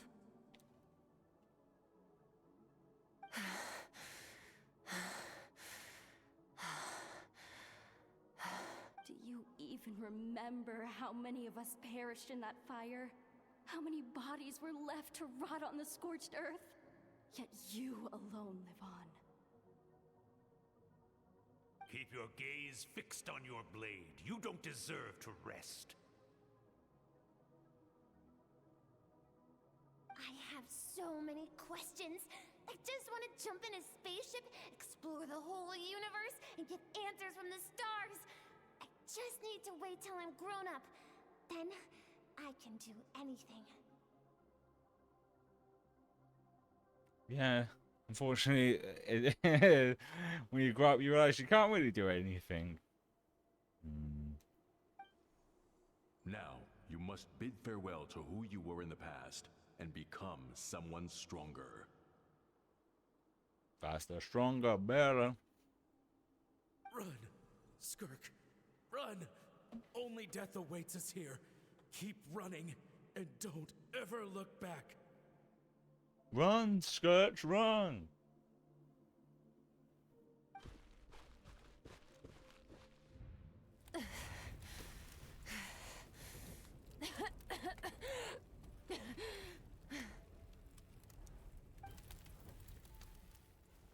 Oh, okay. Zipped out of her POV. Her sword's cool though. Ooh, Let's see here. First things first, you need a new identity. It's Alice, which we will be seeing. I'm not sure if she's going to be in the first part of the not quite storyline. We'll have to wait and see. I mean, like I said, it probably showed in the stream thing, but like I said, I like to go dark when it comes to new story stuff and not know anything. Going around telling people you're from somewhere beyond the stars won't do, now will it? Oh. How about saying you hail from beneath the earth instead?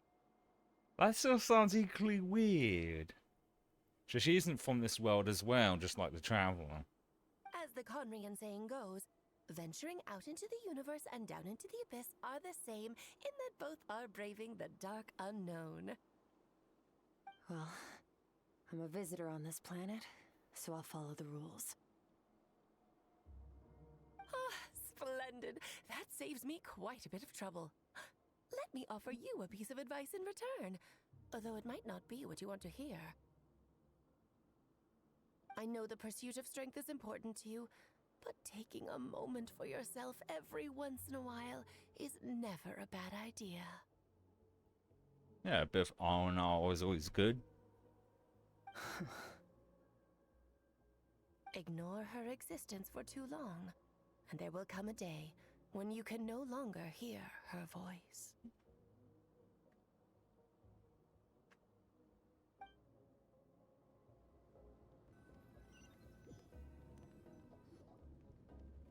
Fish.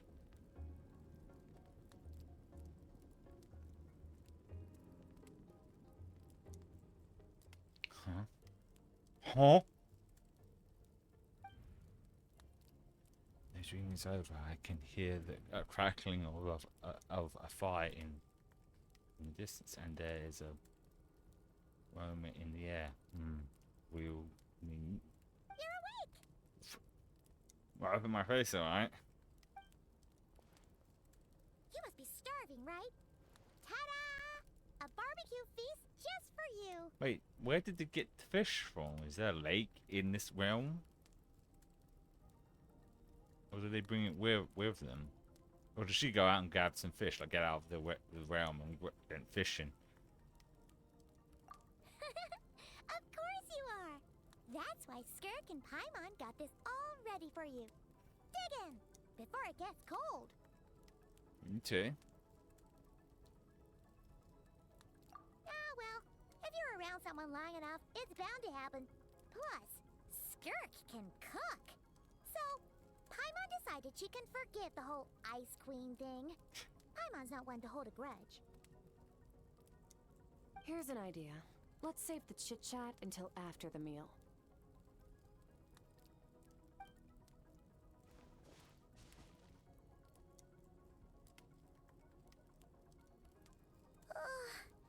So full.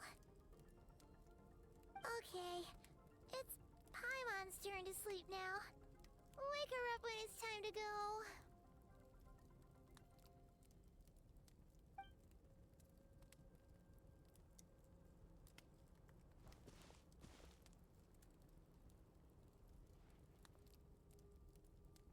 I have good news. First, your training is complete. You have what it takes to wield immense power. Now it's just a matter of putting it into practice. Continue to learn from your journey and hone your skills against formidable opponents. Second, I've located the culprit we've been searching for. Next, we just need to retrieve the missing part of your soul, and our business will be concluded. Thank you. When Ajax trained with me, he once told me he was bursting with questions. So I allowed him to ask me 3 of them before he left. You and I may never meet again, traveler. Oh, I think So we if probably there's anything will. you want to ask me, now's your opportunity. Just like Ajax, I'll answer 3 of your questions.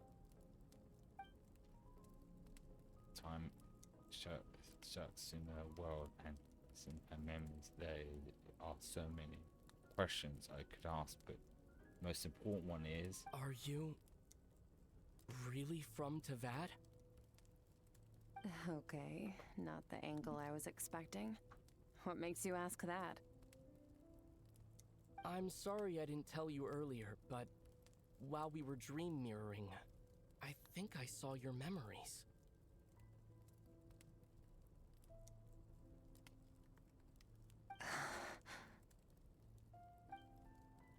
This is the first time I've seen Skirk's back her. Look. Guess she really took her by surprise. I knew that was a possible side effect. Closed off my mind to you for that exact reason. Even with the dream mirroring, you should have seen nothing but endless darkness. Scott didn't share the memories with me on purpose, and in fact, she tried her best to keep them from me. Wait, speaking of endless darkness, on my first time here, that's all I saw until that strange she appeared. Whatever. Must have been a flaw in my execution. I shouldn't be too surprised. Due to some recent circumstances, my self-control has been lacking as of late. Since you've seen what you've seen, there's no reason to hide the truth. All I ask is that you keep it a secret. None's a word. No, I'm not from Tevat. No. I'm from a different planet. And there was a time when I journeyed through the stars. A lot like you in some ways. Kind of gathered she wasn't from this world. Like me? Do you mean you're also a descender? No, we're different in that respect. You're influencing the fate of this world. But me, I'm just passing through. Several hundred years ago, my master, Sertologi, opened the border between worlds and sent me here. But this is not my home. And one day, I'll return to the vast unknown of space. So, there you have it. On to your second question.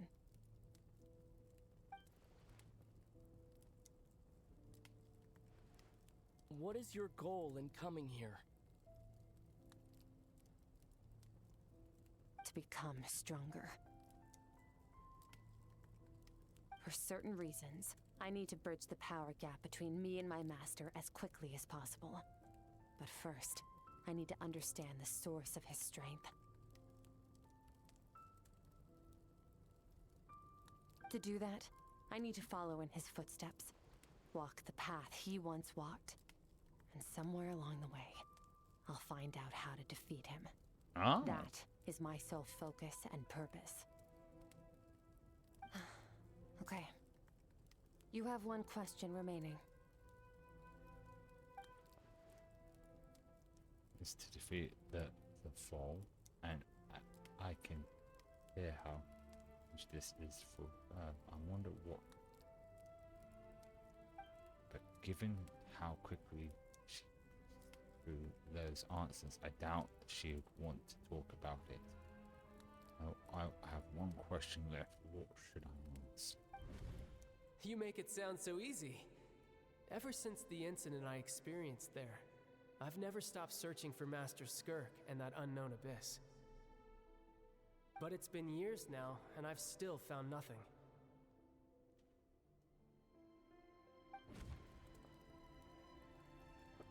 Yeah, I should take this opportunity to get Child some answers. Well, your last question? You know Child is looking for you, right? Are you going to let him see you? Ajax. His situation is different than yours. Before you ever crossed paths with me, you'd already encountered many formidable people, studied their techniques, and developed your own skill set. So, during your training, all I had to do was build upon that foundation. But Ajax was so young when he came to me. A complete blank canvas. Children can't help but imitate their role models. In the long run, that would only hinder his growth. Once Ajax has enough strength in his own right, I will allow us to meet again. Until then, let that motivate him to reach his full potential.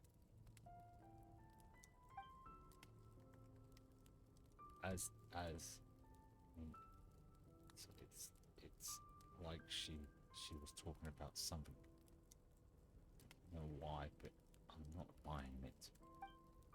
She makes it sound like she has everything to do with child, nothing to do with her. But does she actually feel about it? The abyss is get lonely after a while. Not to mention, she said it's been hundreds of years since she arrived into that, and even longer than that if you account for how slow time passes in here. Unlike you, I have no desire to establish a connection with the world. The weak and the lowly have no right to remember me. They're lucky they only have a few missing memories to show for it. All that time, and she never faced this world. As it's really just because she looks down on. I doubt she's given me a straight answer if I ask. Besides, anything used up. I can't. If I ask, besides, I've used up my 3 questions. She was happy to give me cold, hard facts, but I still feel like I haven't heard her true voice. Wake up your companion. It's time to go. Oh, and everything I just told you. Best keep it a secret from her as well. She's actually sucking on her thumb.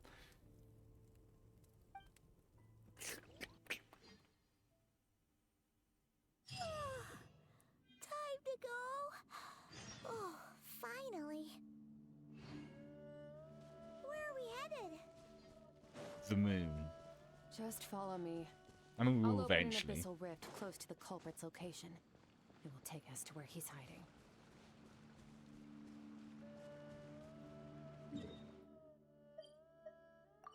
Ah, around here. It's nice for this to be in somewhere else than Nutland. It seems like every like story stuff, even if it's nothing to do with Nutland, seems to be in Nutland for some reason.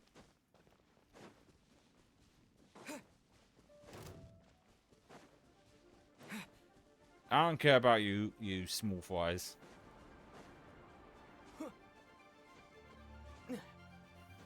Well, I should probably heal everyone else. Ready, steady, go! There we go.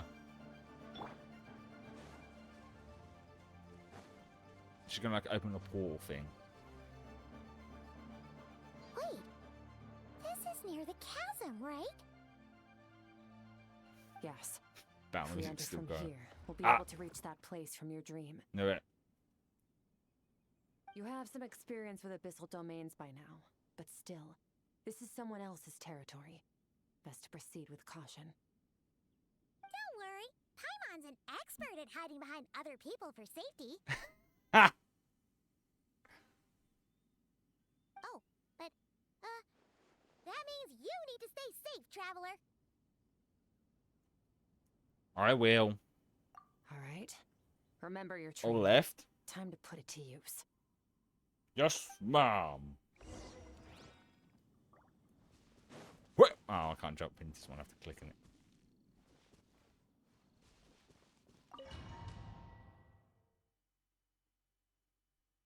Oh, I'm also her. Excellent. Wait, she... Oh, when she was walking, it kind of looked like... Because the way she walks, it kind of looks like she's not wearing shoes. Like, this angle, if you look, she looks like she's... But then you walk that way, she's wearing shoes, but just... It's due to the thing that her shoes are also the same color as her stockings. So when you see the front of it, it just looks like she's barefoot a bit.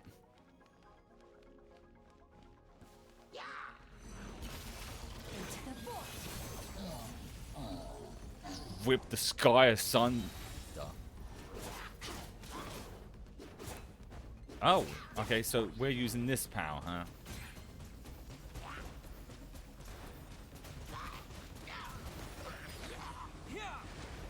I'm definitely using Scourge for this. Merciless. But okay, water and ice, good mixture.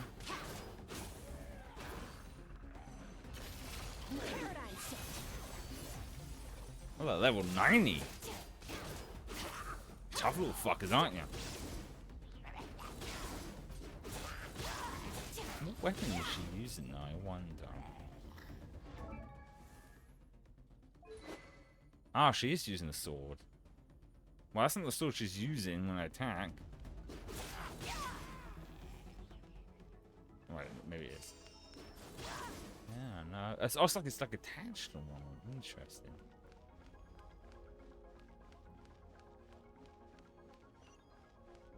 Well, at least we've got some stuff that can heal us. Whoa! Look at all these spikes! Careful! Don't get hit! Ah, You know what? Paimon's just gonna float behind you. Come on, you got this.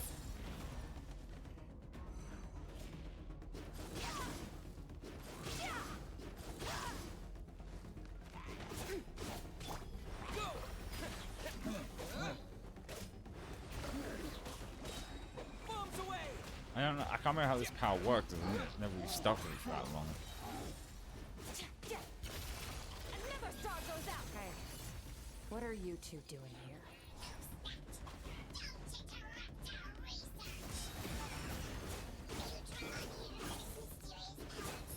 Dusty, like an abandoned house. Let's press on.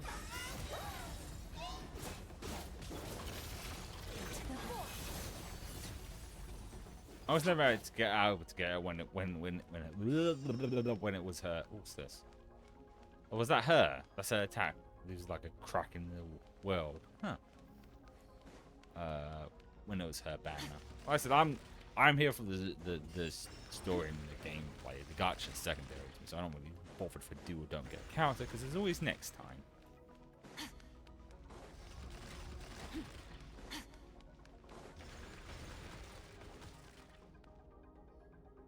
Oh, looks like this is a dead end. Did we make it to his hiding place? Ugh, this fog is making it impossible to see anything. This should be the place where you were attacked, Traveler. The missing part of your soul should be nearby. Can you sense where it is? Her outfit's a different color.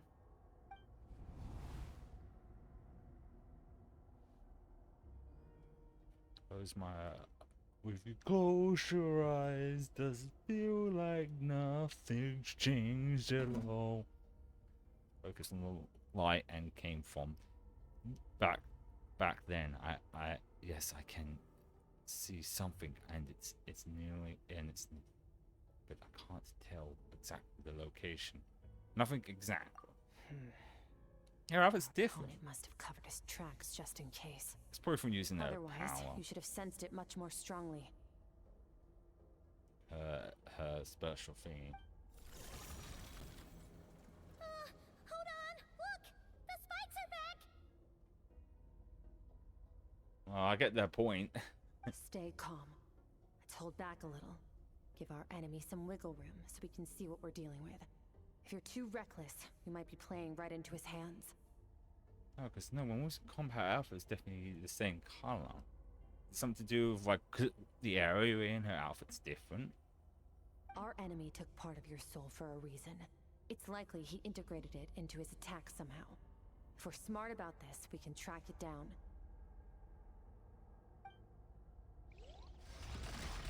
Yeah. Huh. I wonder why her outfit's a different color in that. No, it's not different. It's not just different color. It's different altogether. What am I supposed to be doing? Oh, just running around and dodging.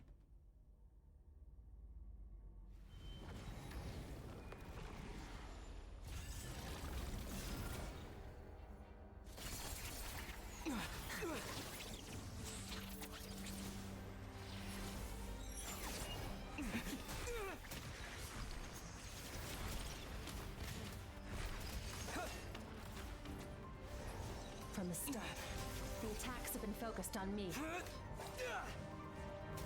Trying to break through my defenses? I see.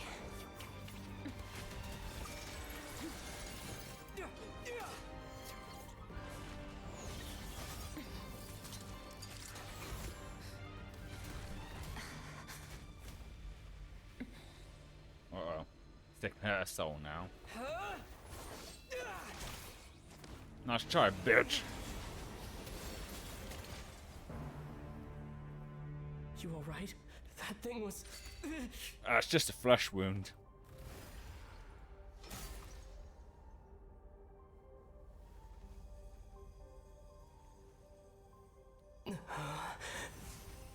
It's your soul. There. I got it back. Traveler! Skirk! Her outfit's different again. What happened? It looked like Skirk just got...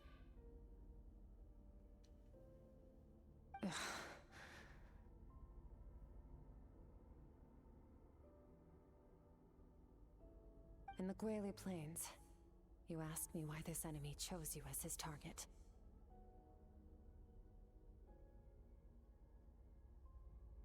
Now, the answer is clear.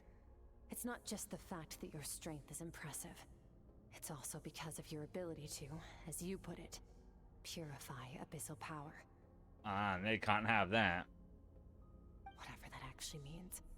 The fact is, that ability allowed him to do something that should have been completely impossible. Namely, break through my defenses and steal my power. Oh, that's why she looks normal. So you were his real target. No. He couldn't have known I'd come to his domain. He only stole your soul fragment because he knew the value of its power. I doubt he expected it to come in handy so soon. Call it fate if you want. I believe that's the term they use in this world for arbitrary coincidences like this. In any case, it works to our advantage. Once I realized what he was using that power for, it gave me the chance to get back what you lost. But you... I'll cope. Is this the way of how she's a playable character now? She's been like depowered a little bit. Well, done gorging? Good. Time to answer some questions. How did you get the power of the all-devouring narwhal? The all-devouring narwhal? Oh, of course! Paimon knew that spike thing looked familiar. It looks just like that narwhal's horn! Does it? I don't remember. I highly doubt you acquired that power through your own strength. Tell me I'm wrong. You're desperate enough to scour the land for god remains and whatever vestiges of power you can find.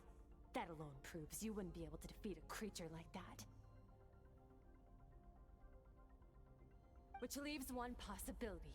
You know my master, the Foul, Sertologi. The Foul? Who dares call him foul?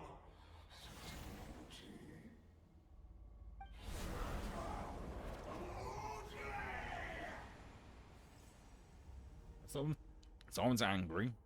What's wrong? Bit off more power than you can chew? You're struggling to hold a basic conversation. Just a little longer. I'm still... Oh, here he comes. Kind of like buttholes. Tiny little dozens of buttholes with sparks coming out of them. Those obsessed with power will let it devour them before abandoning their pursuit. What should we do now? Keep calm and use reason to decide the best course of action. Shit. So I mean,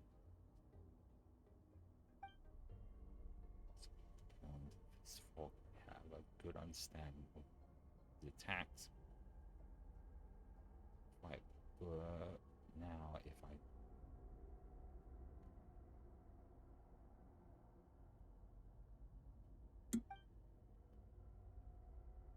we can now can't guarantee her or Paimon safety It's a hard decision to make, but I think I should get out of here. Wise decision. Final victory doesn't always come after a single battle. You've got your soul fragment back, so we both got what we came for. Let the enemy draw breath while he can. It won't be for long. Get us out of here, Traveler. You'll need to lead the way this time. Alright, no worries. Oh. Maybe you worried a little. Is your shoulder gonna be okay? The wound is minor. Ow. It'll heal in no time. You should focus on getting out of here alive. Yeah, she instead. basically saying it's just a flesh wound. Falling spikes! Run! I'm doing that.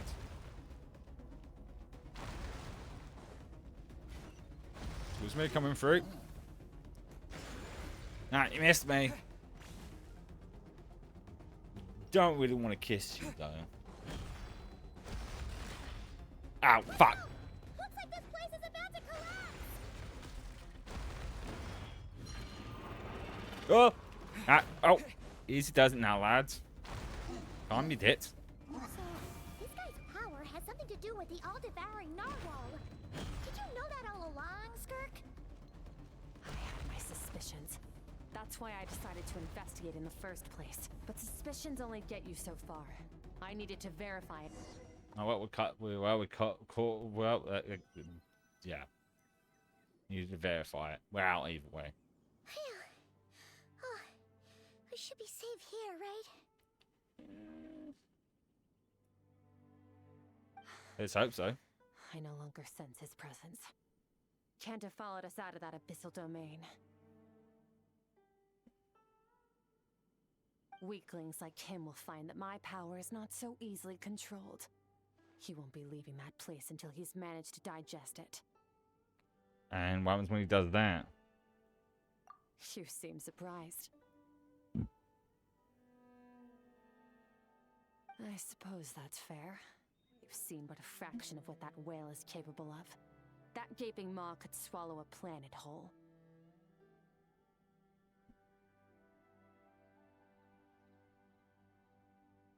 It's called the all-devouring narwhal for a reason. Devouring is what it does best. It can extract power from anything, dead or alive, as long as it manages to make physical contact.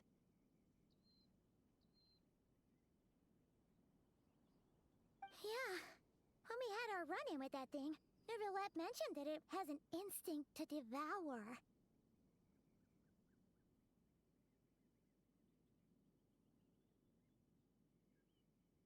Your dragon friend recognized the nature of its abilities and used the power of Hydro to protect you. That worked because it was in a satiated state, so it was somewhat less aggressive than usual. Oh, that's right. I know that is a dragon. I keep forgetting that. It's a different story when it has no more power to feed off of. That's when its true voracious nature kicks in. It could devour everything on the planet in that state, which is why I cast it into that void space. But I hadn't counted on there being anyone left on this planet capable of wielding its power. To me, that says he must have encountered the whale a long time ago. Meaning, he must have known my master. Yeah, you say they've definitely got a reaction out of him. Exactly. It told me everything I needed to know. Hence why I said we both got what we came for.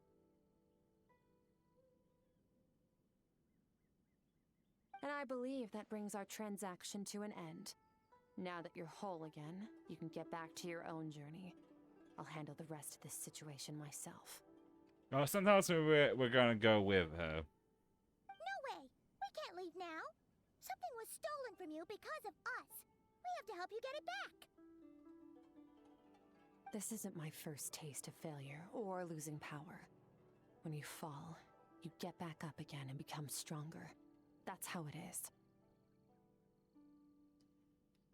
But what if that monster finds you before you're all better? Plus, how are you gonna get home? It's not like you can just go swoosh and open a door to the abyss again. Not without your full strength. Yeah. So, sticking with us for the time being doesn't sound so bad, does it? It's not out of it's Fair enough. Then take this. take this. It's dangerous to go alone. Take this. What is it? The bag of Mora. Nothing in this world is free. I know that much. I'll leave the planning to you. Hurry up and decide where to go. We shouldn't linger. I mean, we've got a lot of more. Skirk somewhere she can rest. But where? I thought Alpha keeps changing. Feeling Skirk wouldn't like being around a lot of people. Oh wait! Baiju said we could rest in the back room of the pharmacy, didn't he? Let's head there! Alright, let's go to a fucking pharmacy. Interesting they're doing that, because it's a lot of work to change, even though most it's just subtle changes to the outfit. Doing that for each time a character model is all work. It's interesting they're doing this. It's basically just a visual representation to show that she's lost their power. A common thing in anime to do. It's like, oh, they've lost their power, their clothes look different. Or if it's strangled, hair going changing colour.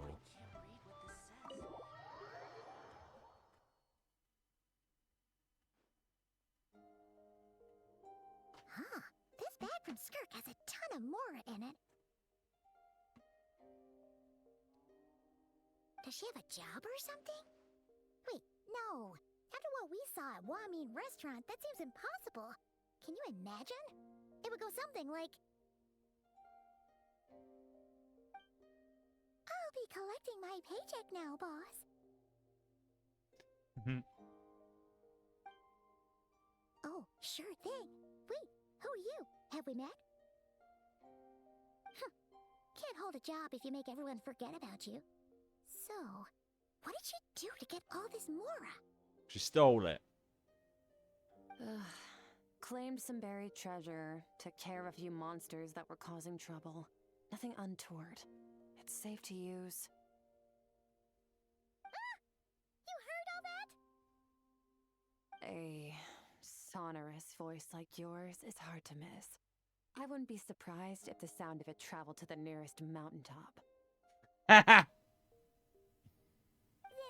Did you by chance happen to hear Paimon's little, joke earlier? You mean when you called me Frosty the Lavender Melon? Yeah, she did hear, huh?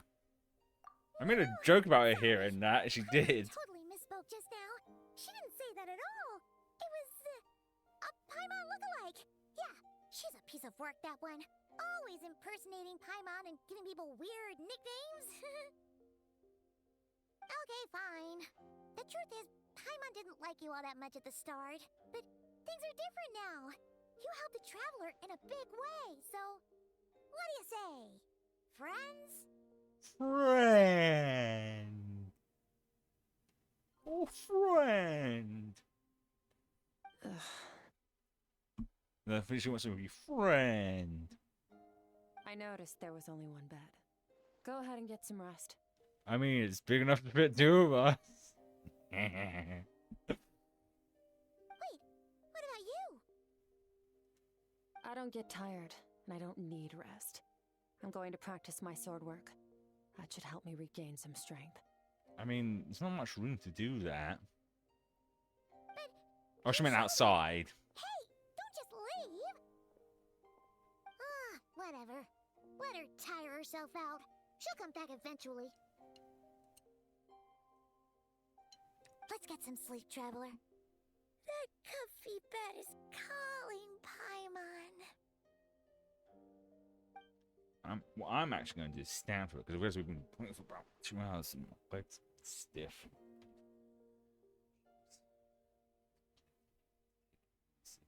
Doubt she listen. Oh, good stretch. Paimon is right. Scourge will stop and take a break once she gets tired. I hope I should just get some. Ugh.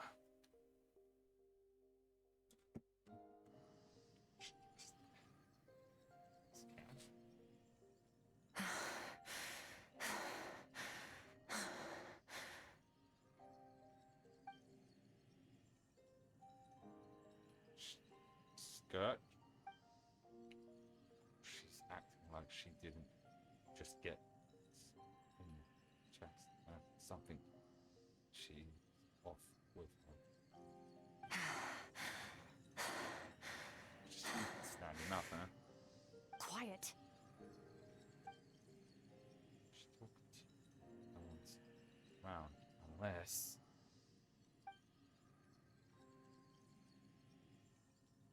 Do you even remember how many of us perished in that fire?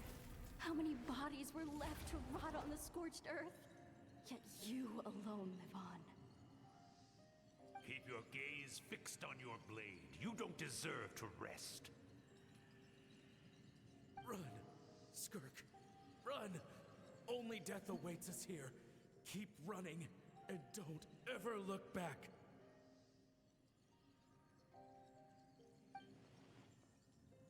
Actually, I witnessed Skirt. She was training alone, but there were voices talking to her.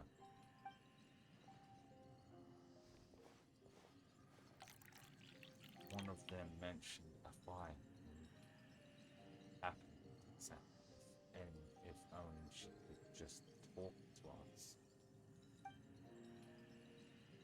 What's that? Tea? Sort of tea, I guess.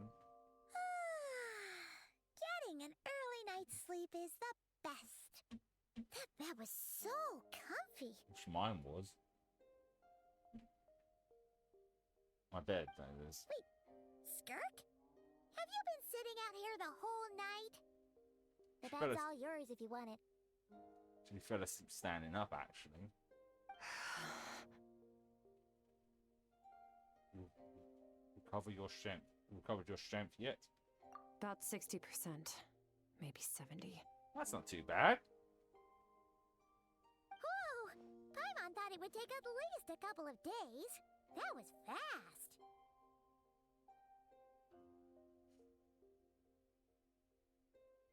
No, not fast enough.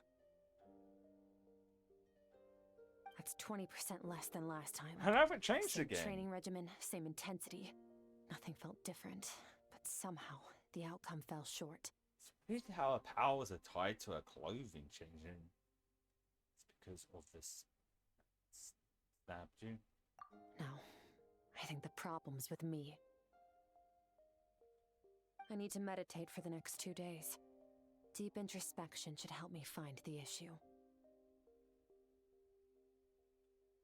Ooh, sounds intense. We'll watch over you in the meantime, then. Thanks. See you in 2 days. See you in 2 days.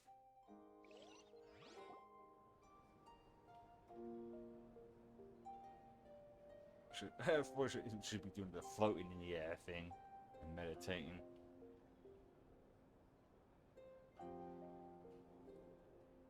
That's 2 days.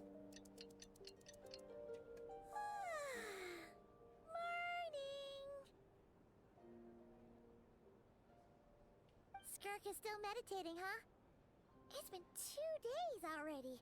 Shouldn't she be awake by now? Should have been awake by. Why did I just read what she said? No idea. Paimon can't think of anything we can do to help. Oh wait! Breakfast! That's it! Paimon will go get breakfast! Skirk is gonna be starving when she wakes up. Be right back.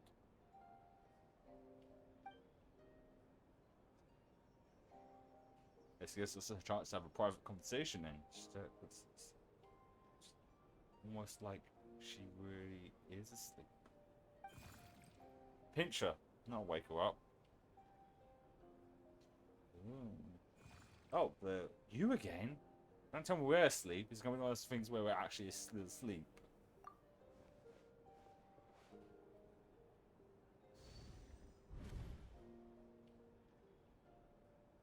Or we're entering into our mind now. A mind palace. This place feels familiar, but where am I exactly? There's the towering cliffs where trees and it's flown from the horizon and all the way, but it breaks up several times along the way with a waterfall at each breaking point.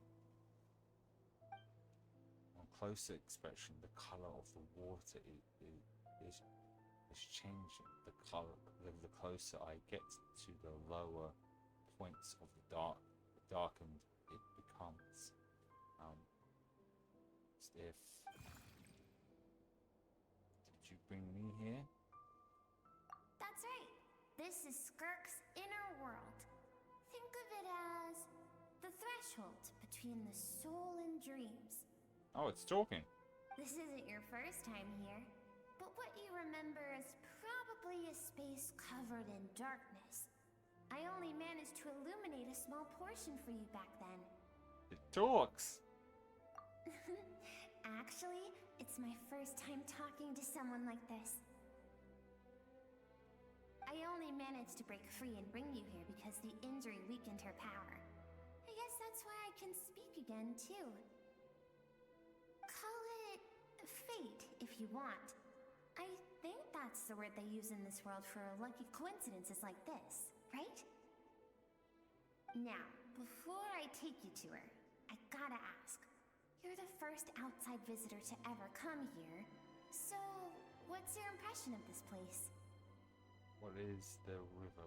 What are so many cliffs? Oh, you noticed. Hard to not notice. This river represents Skirk's strength. Strength accumulates over time. It is the summation of a person's lived experience. So this river is where all the fragments of Skirk's life should converge into a single stream of memories and emotions, flowing forward as one. But as you can see, this river has been severed numerous times. It's because Skirk doesn't like who she was in the past. When all she sees reflected in the river is a disgraceful shadow of who she was. She cuts through water and rock with the sword of reason, severs her connection with the past, and begins anew.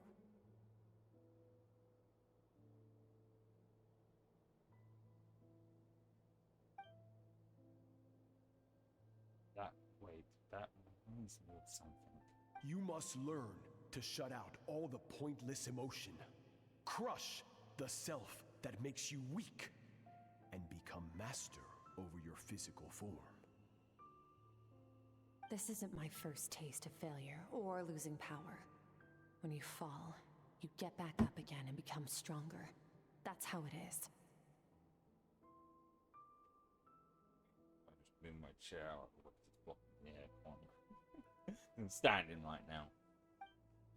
It seems so. It is. Skirk's to place all emotions with reason, and since then it's been.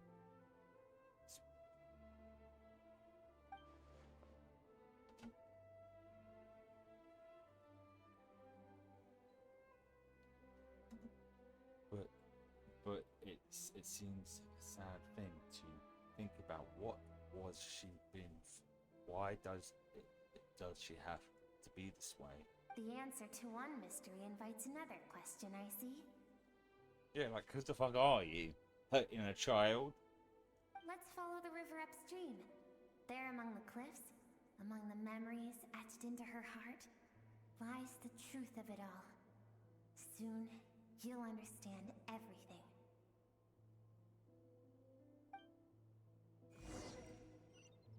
Alright. Well, I guess it's... Oh, fuck! Okay, yeah. I was about to follow exactly where it was. The officer's meant to go. there. They walked right off into the edge. It's one step closer to the edge, but to break. Or fall, not break.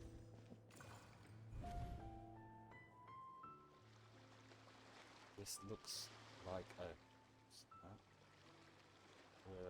I recognize the drawing on the sand. Isn't that? Which I drew of Paimon. Why is it showing up on Skirch's memory? Did she follow after us or something?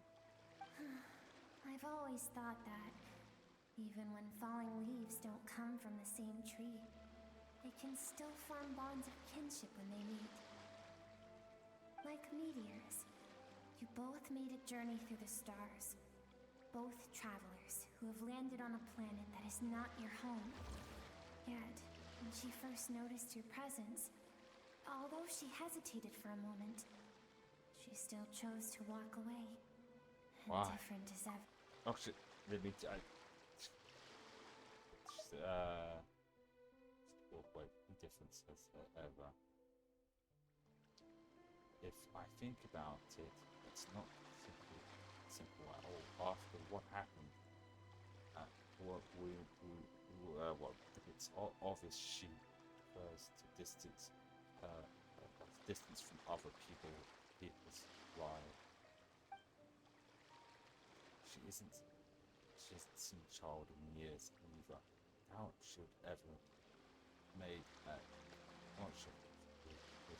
connection with this world for her own. What I see now is my cousin with her.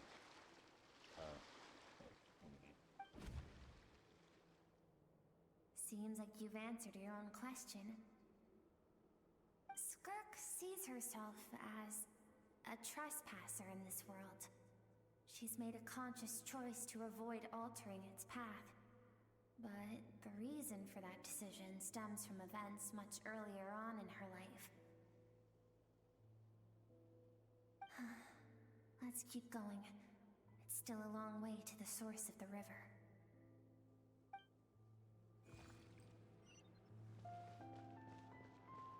This poison. Oh, it's not. So I just so used to purpley poison.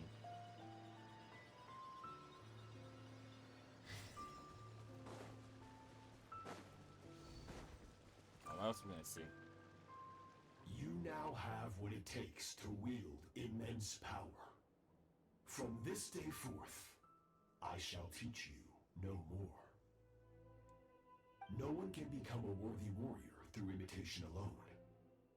I have given you fangs and claws. Now, you must learn to hunt. You wish me to travel the world beyond on my own, Master? Indeed. Make new friends. Embark on your own journey. And piece together a new future from the shattered remnants of your past. We will still have contact through the Abyss. But know this. One day, I will take the life you worked so hard to rebuild and reduce it to ashes. Just like the fire that haunts your mind. Dear God, his chest has a fucking black hole in it. It's just what it looks like.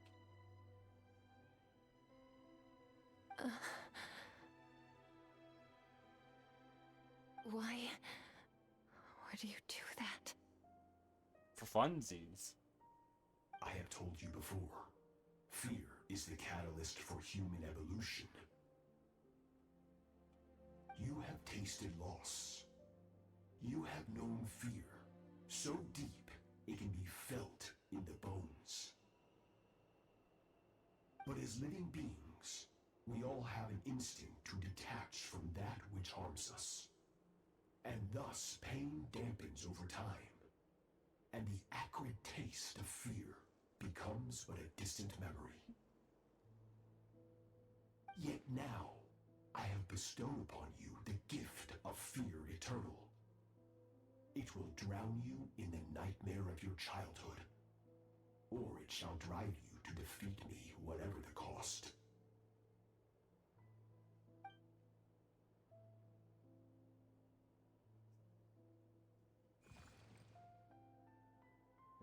I saw the same figure during the battle against the all-devouring narwhal. That is what Skirk's master, the foul Sertology, looked like at one point in time. I kind of gathered at one point in time, so his form's different now. Of course. As a higher being, physical form is a triviality to him. He could appear as a beast, a human, or even a monster that defies description. The Or all form of you the see above. him in here, clad in abyssal armor, is the one he usually wears when traveling through the stars. Stephen, that's we're just masters and disciples, like in Charm. Now I've seen what self and humanity told her to put down roots here, while at the same time to destroy whatever life she manages to. For certain reasons, I need to bridge the power gap between me and my master as quickly as possible. But first, I need to understand the source of his strength. To do that, I need to follow in his footsteps, walk the path he once walked, and somewhere along the way, I'll find out how to defeat him. That is my sole focus and purpose.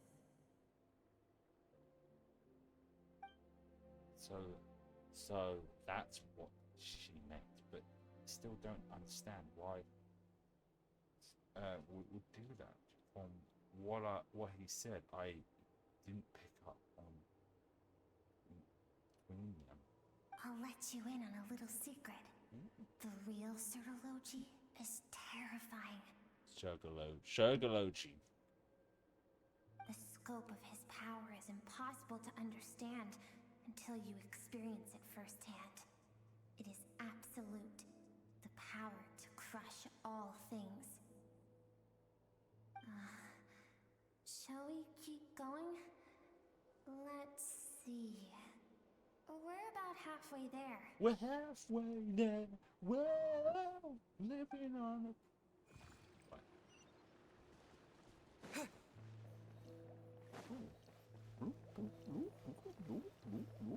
Sorry.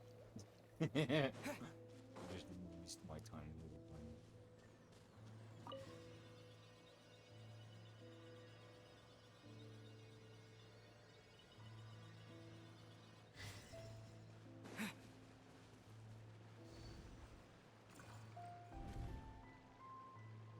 I was her as a child. Scourge when she was a kid. We've made it quite a ways already. This is Skirk, when she first began training under Sertology. Why is there a sword in the fire? What's this, Dark Souls?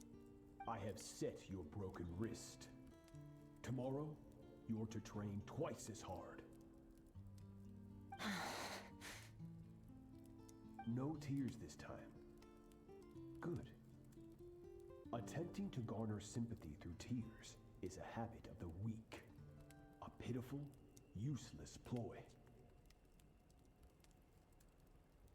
Can I ask a question, Master? Why did you save me?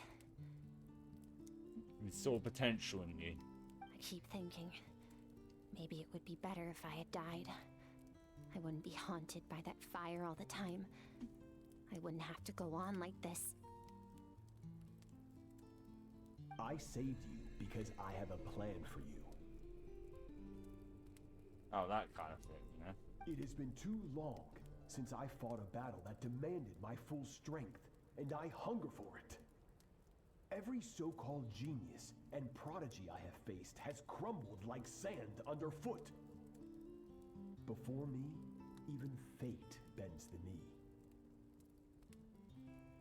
So, I will teach you everything I know. train you by whatever means necessary, in the hope that one day you might surprise me. But I don't want to draw my sword against you, Master. What you want matters little.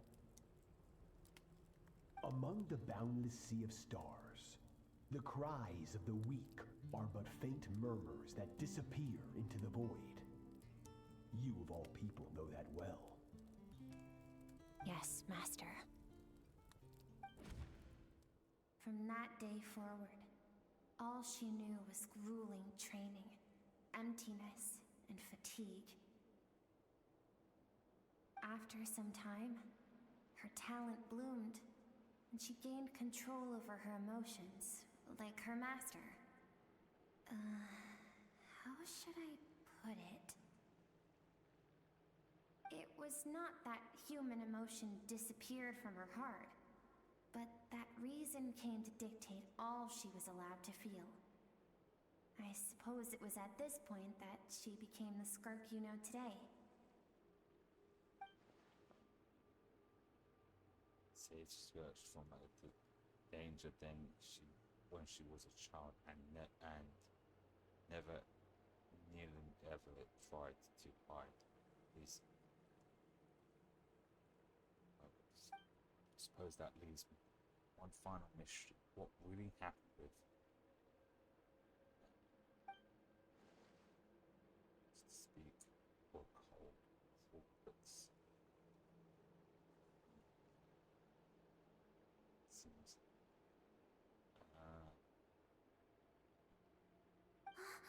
We're nearly there. I almost don't want to reach the end. Well, shall we? This is the final stretch. Final hurdle.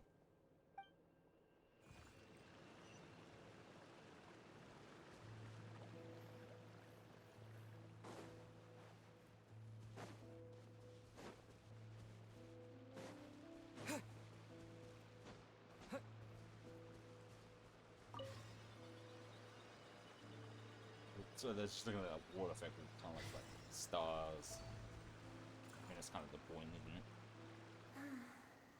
These are Skirk's happiest memories. What a simple and carefree time it was. Wisps of clouds dotted the sky. The sun bathed everything in golden light. And when song filled the air, not even the shyest of flowers could resist swaying along. This is Skirk's homeland. She was so curious about everything as a child, always skipping school to go exploring instead. There was so much to discover. The treasures at the bottom of the sea, the secrets beyond the stars, and that merchant ship packed with adults wearing those strange clothes. Yes, the ship. That was the beginning of the end.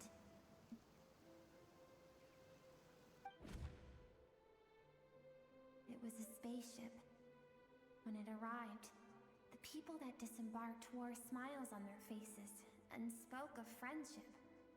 They claimed to be merchants from a neighboring planet, looking to establish trade. It's all like space travel and stuff like Genshin feels kind of weird, very sci-fi. Skirk's parents, her relatives, her neighbors, everyone welcomed the newcomers with open arms and allowed them to explore the planet. To them, the visitors were guests and should be treated with hospitality. No one had any idea of what was to come. Several months later, an army of unknown origin arrived without warning and carried out a ruthless campaign to destroy everything and everyone on the planet. What are they, Daleks? I mean, it did say exterminate. Skirk had skipped school that day, like so many times before, so she she was not caught in the immediate wave of destruction. But when she came home that day, only fire and ruin awaited her. Countless people cried out to her for help. People she knew and loved. Friends and relatives. The little girl who lived next door. The shop owner with the bad leg. The bad-tempered teacher she had made fun of just that morning. Their lives were discarded like worthless trash as the fire consumed one life after another. Skirk was helpless. All she could do was run. And so she did. She kept running until an unexpected figure crossed her path.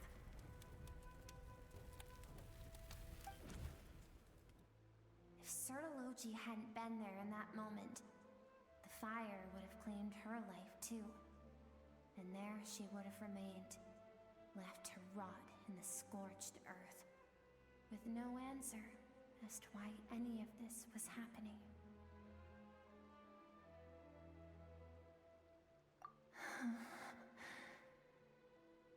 Because she and her people were seen as a threat.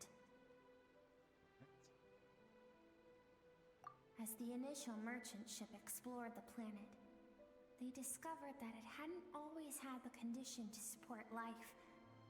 Yet there was evidence of human activity, even during the periods of extreme heat or cold in the past. Further research revealed that, over time, the people of this planet had evolved the ability to adapt to any type of environment or energy source. For that reason, the outsiders viewed them as a potential threat and decided to eliminate them before the threat could rear its head. And so, the army was called, and the so-called danger was wiped from the face of the planet. Just because of a... Senseless, isn't it? Deemed a threat because of a gift they didn't even know they had. Perhaps it was their own innocence and kindness that doomed them. But in the end, that was lost to the blaze as well. If those with power get to decide good and evil, then all you can trust in is the sword in your hand. And so, before death could claim her, she ran. She ran and never stopped. Now I see why trained her such a terrifying. No one wants to relive their most painful moments. Well, that brings us to the end of the story. This is as far as we can go. Skirka's waiting over there. For both of us. Let's go to her. It's time to fulfill my purpose. And my greatest wish over all these years. I think it's probably definitely her and a child.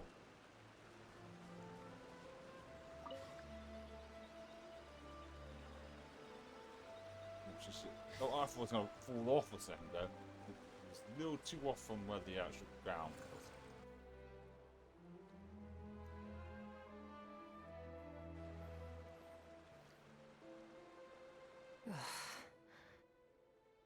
So all this, just so you could bring him here.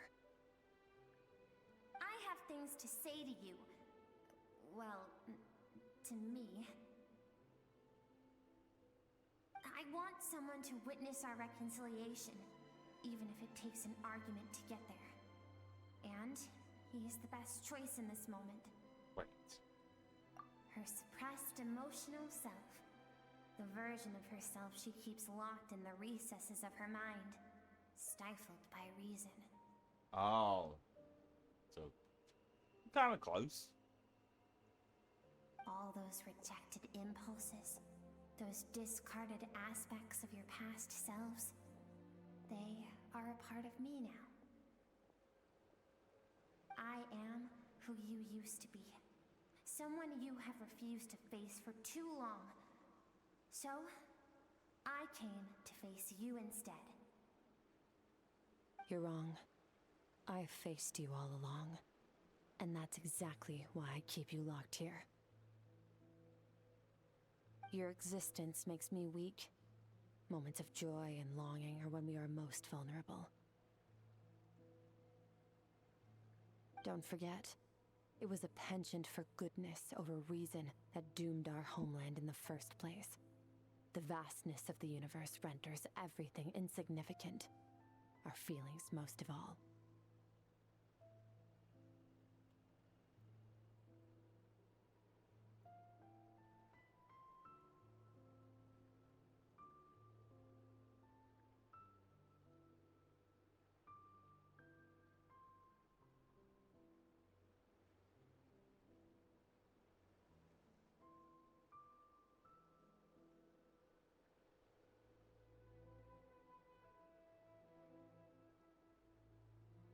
Sorry, that was just my sister.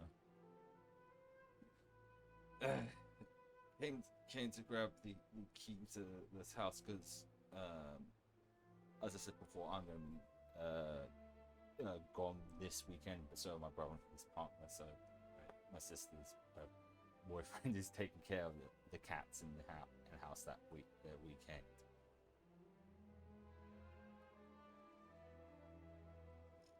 Because she's taking me to the convention. I don't have a car. I don't know Birmingham that well. Let's continue with this. Even so, learning from the mistakes of the past doesn't have to mean erasing everything. Strip yourself of your so-called weaknesses, emotions like kindness and empathy, and what makes you any different from the ruthless soldiers who slaughtered our people? The difference is that I'm doing what is right, what is necessary. I mean, didn't also those soldiers? I allow you to exist, but with limited freedom. That is the greatest kindness I can offer. I've shouldered everything you couldn't carry. I rose above the numbness and emptiness, and it was cold, unfeeling reason that brought me this far. It made me who I am. It made me strong. I've become so numb. Sorry. That is the problem. I want to shoulder those things together. On the grand scale of the entire universe, maybe our feelings are vanishingly small, but why should that mean they don't matter? Emotion gives warmth to the cold expanse of space. It gives meaning to the world around us. Think back to those nights of gazing at the stars, those afternoons of exploring the unknown. Think back and let them grant you peace. A brief respite from the pressure you put on yourself.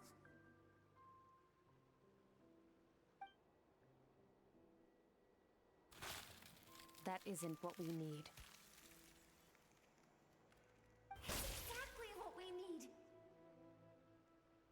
Aren't you curious about why recovering your strength has taken longer than normal this time? Finally, you get to the important part. That is the only answer I came here to find. Then look around. Look at your inner world. You cast aside your dreams and curiosity, and in doing so, you lost your original motivation. You severed all connection to who you used to be, so you can no longer draw strength from your past. Now, the only things driving you forward are fear and survivor's guilt. But these cannot take you far enough. And so, this river, the source of your strength, grows more polluted by the day. And you think that means I should seek help from a weak little thing like you? Basically having an argument with herself. Your emotional self isn't weak.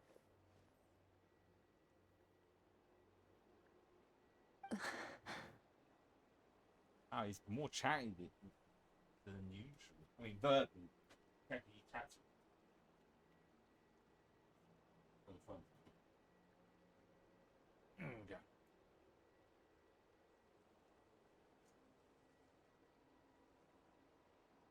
The fact that she transcended time and broke free from her constraints to come and face you. That proves it. Thank you for saying that. I knew bringing you here would be the right choice. To be honest, I'm not here to argue with you. This isn't about who's right or wrong. And in fact, I agree that in order to make it through the wake of that tragedy, we had to distance ourselves from the pain through reason over emotion. But what is right at one point in time isn't always right forever. I know you will never forget that fire. I know the fact that you were the sole survivor fills you with guilt. And I know that among the voices that haunt you, mine is there too. Because deep down, you know that you didn't turn out to be the person you wanted to be. All those unfulfilled hopes are like knives to the heart. And I don't want you to hurt anymore. So even if you can't accept me, I hope, at least, that you can let go. I keep thinking, maybe it would be better if I had died. I wouldn't be haunted by that fire all the time. I wouldn't have to go on like this.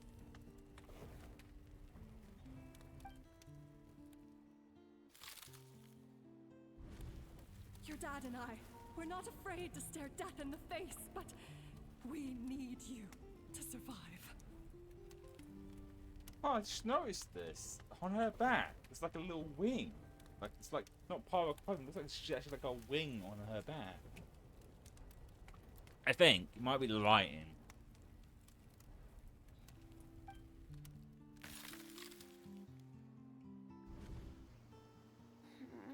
I'm sick of being a kid. There's so many amazing things out there, and I'm ready to see them all.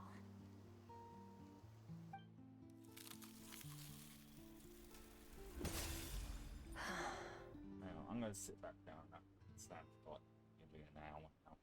So, that's the thing with our bodies. Stand in one spot too long is not good, and sitting in one spot too long is not good either. It's a careful balance.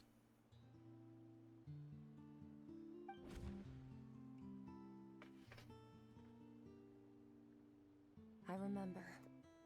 There was a song Mom and Dad always sang when we went out to fetch water. Dancing water. The sand along your path is begging for your song and movement. Will you carry this burden with you on your journey? Carry on my wayward son. I am not the dancing water, and you are not the burdensome sand. But if this is your wish, then I will carry you with me until the end.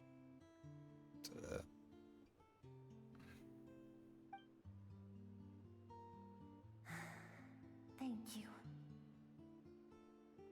I should be thanking you.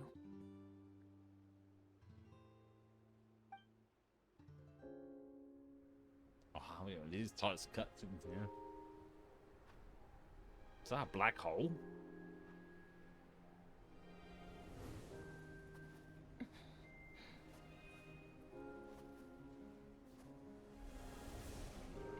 Run, Skirk, run! Remember, leave no one alive! Heed my words, Skirk. Let fear take root in your soul. Did you survive? Why was it only you? Skirk, did you become a positive light in this world?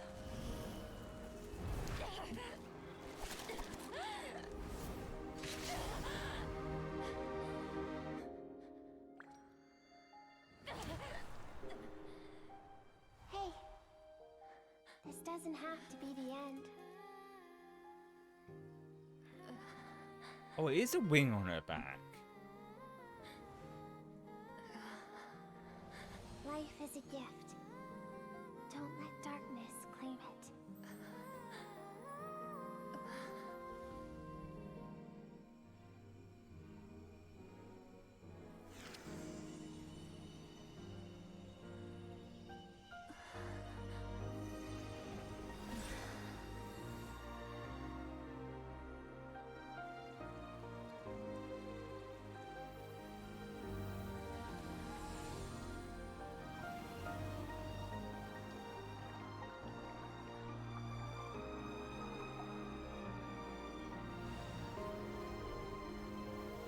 We're reconnecting now, is it? Beautiful.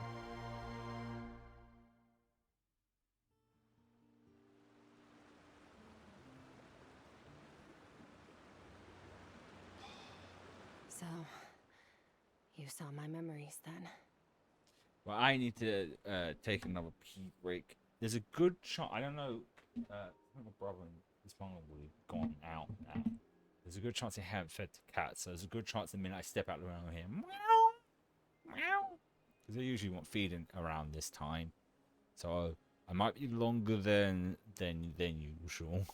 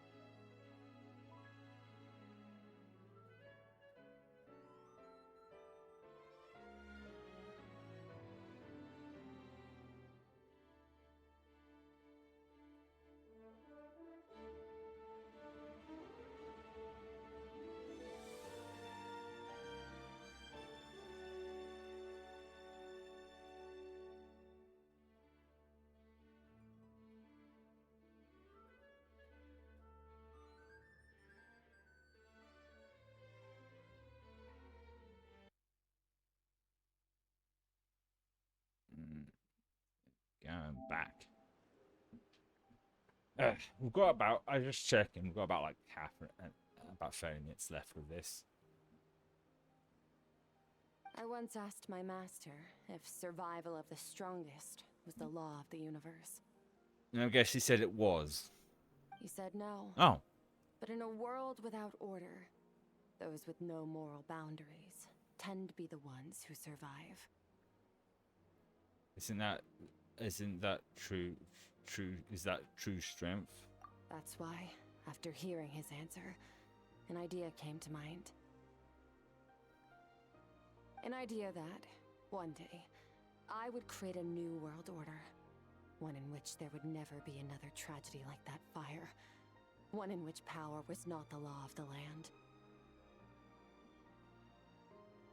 But that means I must defeat him. Because my master, Sertalovji, is, at the core, a defier of all rules and order. Sounds like you have your work cut out for you. Yes, and not just because of the gap in our abilities, but also because I have no reason to see him as an enemy. But Although his decision to train me was not made out of kindness, he did everything a master should. He saved my life, taught me the sword and the principles of strength. And for that, I respect him. But instead to face him in battle one day. I know. And it's not something I want. But Master never goes back on his word. I have to treat everything he says as a promise. He's no longer into that, but he sends me messages through the abyss every now and then. Most of them are simple greetings, or an answer to one of my questions. Every time I hear from him, my heart skips a beat. And I wonder if this is the moment where he'll finally appear before me and tear down like a black everything hole. I've built to pieces. Maybe that means I do live in eternal fear, just like he said. Yes, I respect him, but I'm also afraid of him. And for that reason, the pursuit of strength consumes every moment of my life. I don't know what Master has planned, but I have to be ready. If he doesn't attack, if he does attack you one day, Help me? Why? This isn't your fight. that's what friends do. Because if we want to build the world we both want to see, everyone has to be willing to fight for it. If we all do our part, we can make the entire universe a kinder place. Aww. Oh, he's so beautiful looking though.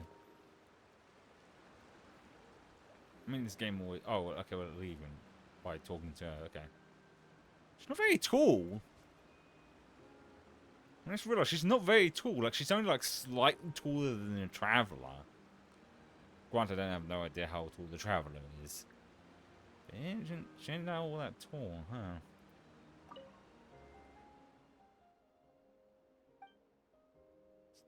Oh, I see. So if I want to, I can explore a bit. No, I'm good.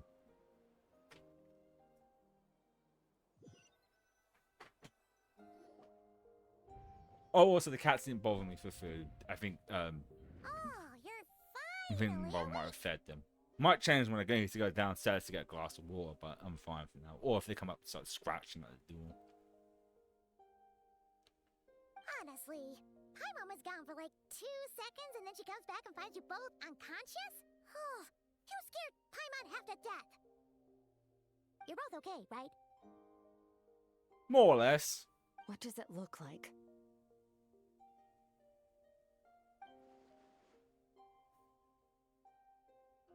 Looks like you're straight. Only water from the source can cleanse the rot and filth that flows from the past into the future. Has that outfit changed again?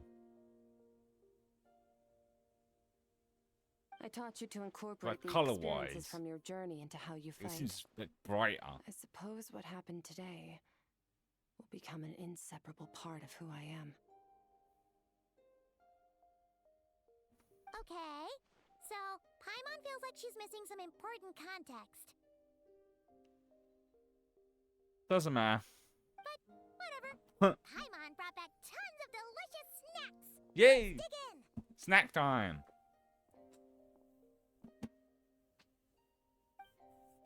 The three of us enjoy the snacks. All right. It's about time we finished what we started. Oh yeah. Almost forgot about it. We're gonna deal with this thief for good, right? Let's show him what we're made of. Show This time, me I'm not going to tell you to hold what back. I'm But having made digested of. even more power in the meantime, he's going to be tougher than before. The good news is, We have no reason to pull our punches this time. So, let's go. Same place as last time. But thinking about it, I wonder if her constantly shifting clothing is just a way of showing how she's not part of this world.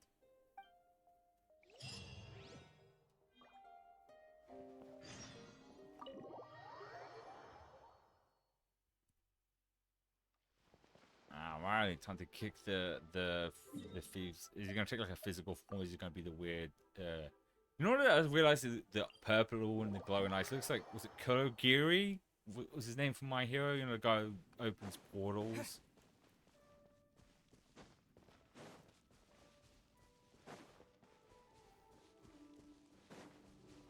Alright, she did sense spots before.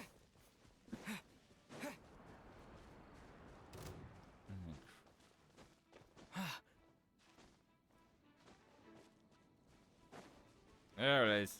There's the crack in the world. Geronimo!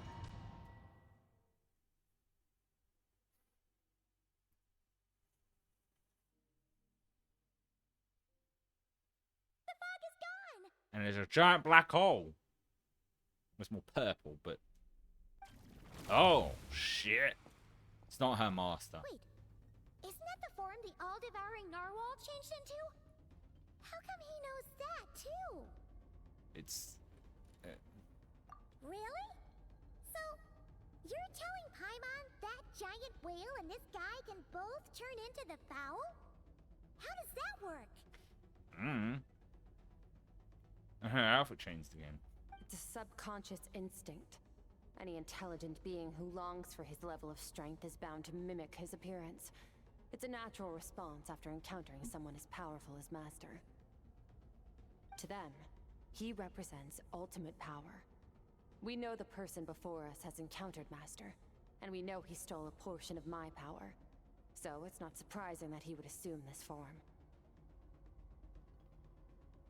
Okay. Oh, the closer Paimon looks, the more intimidating it gets. And he's got a fucking black hole on the side of him. Everything that is very intimidating. A giant ass sword. Nervalette isn't here this time, so it's up to us. He won't have the nerve to steal again after we're done with him. I'm gonna kick his ass. This guy a lesson. Kick his ass. Chew bubblegum. You know what?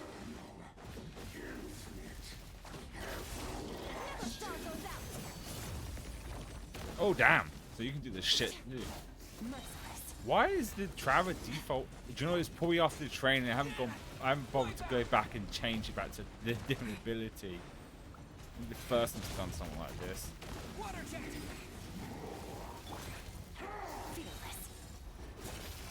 Paradigm shift.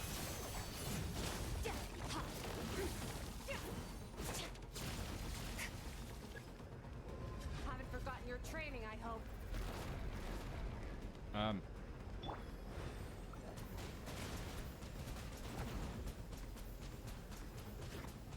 Water jet! Water jet! Ah, fuck, I fucked up.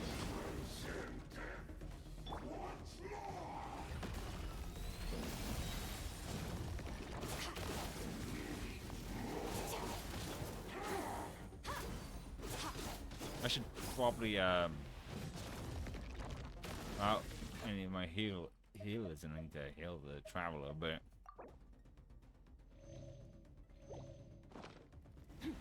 Whoa! Easy does it, buddy.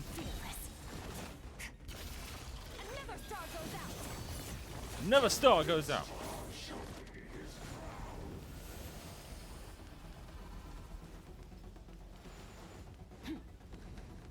Uh-huh.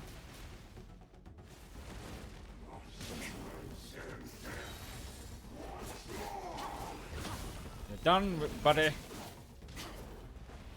big ass sword and black hole chest. Oh, it's taking form of that master. Ooh, he's almost done. Oh fuck! Oh fuck! Oh fuck! Oh fuck! Oh fuck!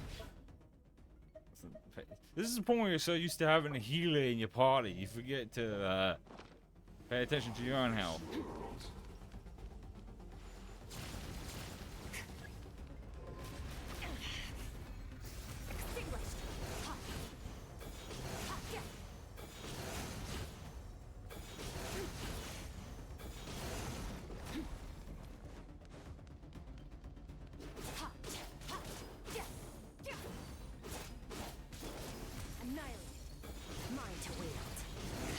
There we go, got him.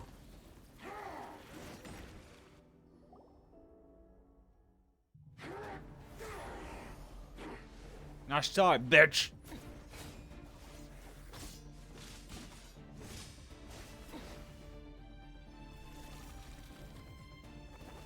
What? Why wasn't the dialogue there?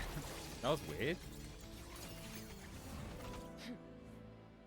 Haven't had enough of my power.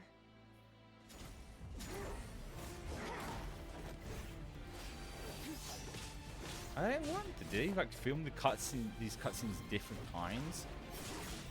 Might be the case.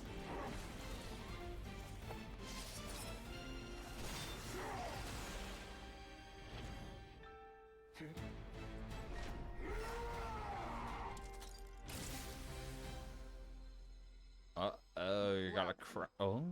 Let's see how much more of this power you can handle. Oh, she's gonna overload him. He bursts open.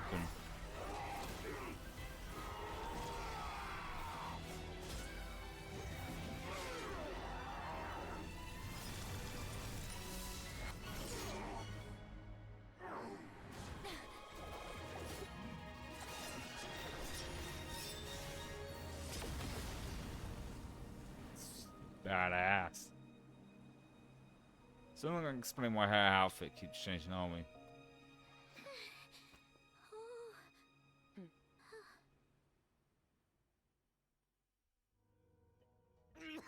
Oh, this is what he looks like.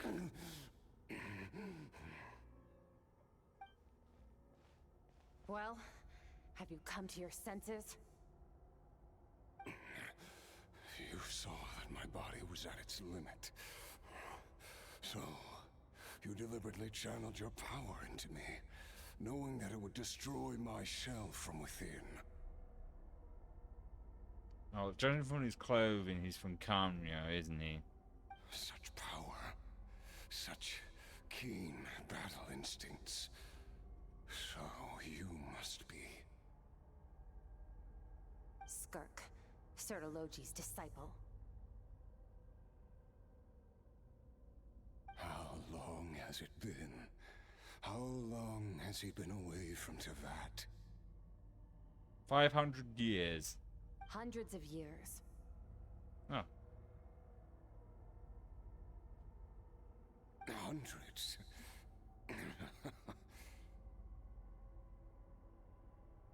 Sorry, it's a lot to take in.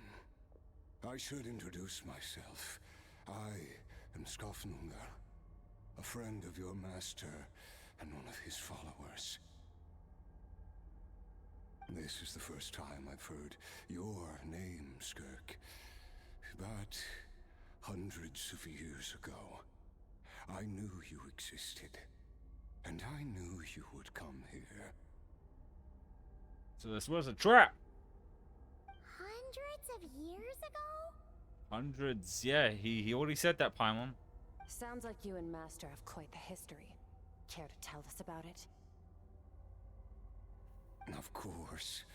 Might as well take advantage of a clear head while I can. The story starts a long, long time ago. In a galaxy far, far away? I was born into a noble family in Conria. Ah. As the eldest son, I was set to inherit our title.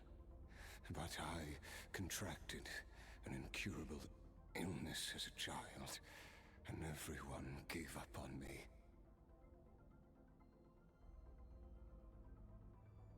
So he was from Conria, like I thought. I love the scene of this black hole. I trained purple the sword hole. harder than anyone else. Defeated all of my peers. But it was all in vain. When other people looked at me, all I saw in their eyes was pity, or a strange glee in my misfortune. Even my parents were just waiting for me to die. Over time, my heart hardened, and I became aimless. That was the point where I met your master, Sertologi. We were similar in age, but different in background. He was born in prison, the son of criminals who had been sentenced to death. He spent his childhood wandering the streets, facing more criticism than the literary works in the Universitas Magistrorum. So I sunk in my eye. It's dust. Yet, he always wore a smile on his face, as if kindness and malice were one and the same, and he could not see the difference. I still remember what he said to me when we first met. You need to fight to survive. Even if it's a losing battle, it should light a fire under you. How can you sit back like this and go down without a fight? That does sound like something he would say. He was the first to acknowledge that I was worth something, and he inspired me to keep going. When we sparred together, it was the first time I'd actually felt the thrill of combat.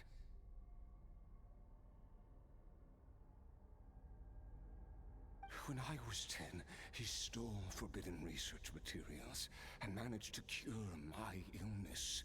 Damn. It was like there was nothing in this world he couldn't accomplish. When it came to the human form, he was always intent on pushing the boundaries of possibility. I think my cat's meowing at the door.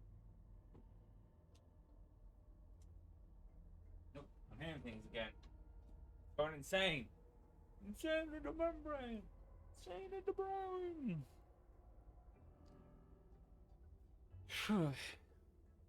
Sorry, I can feel my energy going again. We're almost finished this. But somewhere along the way, I fell behind. My talents were nothing compared to his. And at some point, I realized he had pulled so far ahead, I was too embarrassed to even ask him to spar.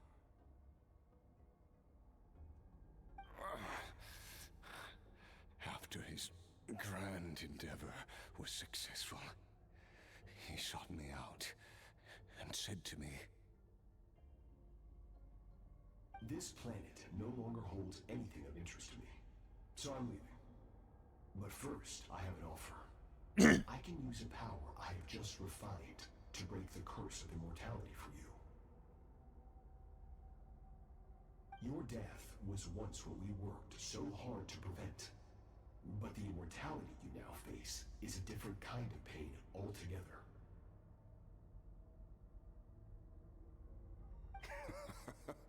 I'll pass. Immortality doesn't sound so bad to me. Since I can't die, it means I have an infinite amount of time to get stronger. Maybe I'll finally catch up to you one day, and we can spar like we used to. Are you sure? Are you sure about that? Say when I will return. Your body, or rather, your soul, might not be able to withstand this curse.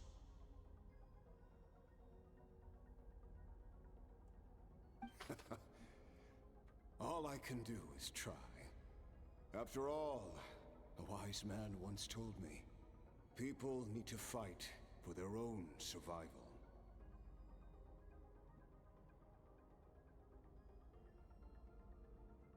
Wise indeed. Nevertheless, if you grow weary of the pain of immortality and wish to experience a good sparring match before you wither away, seek out my disciple. Disciple? Never thought I'd hear that word coming from you. Nor I. But Vedifenir said I was destined to find a disciple out there in the universe and bring her to Tibet. You know as well as I, Vedifenir's prophecies are never wrong.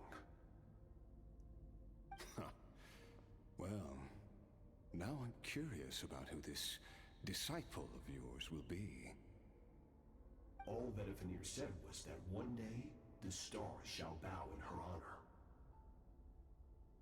Sounds pretty impressive. Of course. Only the most outstanding people would have the right to become my disciple. Still self-assured as ever, I see. But you're not wrong. I'll be leaving then. Oh, and if you were serious about getting stronger, I left you a little gift in the primordial sea. As I've said before, walk whatever path you want. Freedom means even the wicked get to make their own choices.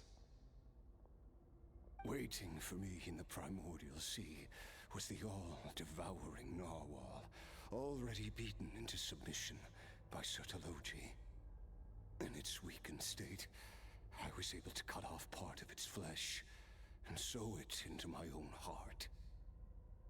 I was going to say ate it, but damn. Is that why you look a little bit more aged?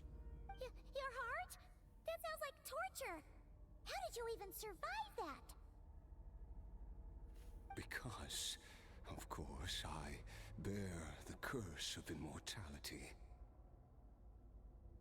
So, you used the curse to turn yourself into a vessel for power. Even with that whale's ability, devouring power like that is not something the human body can withstand. With your body and so constantly at the breaking point, it was the curse of immortality that sustained you. But that is not the path to strength. You have to pour your heart into it, work for it, dream of it. Instead, you stole something that didn't belong to you, and it backfired. You're right. I should have known better, but I had already pushed myself to my limits, and he was still miles ahead of me. Yep. So I had to take a leap of faith. Her saying about stealing powers that weren't hers just makes you think of AI-generated artists. And it is kind of backfiring on them. Because just a random story, I remember seeing this thing, it was like a year ago, where like people started stealing other AI artists' art and they couldn't like take legal action because they didn't actually own the art that they, because it was stolen art. So it's this hilarious thing to think about. I mean, it's backfiring in the sense that no one wants anything to do with it, and no one wants anything to do with it. Guess what? They're not going to make a profit for it. Anyway. I miss your master. I miss the days when we were all together, troublemakers without a home. It was also the whole like earning and working towards things. If you'll allow it, I do want to apologize as well to both of you. After the beating we just gave you, I think we can call it even.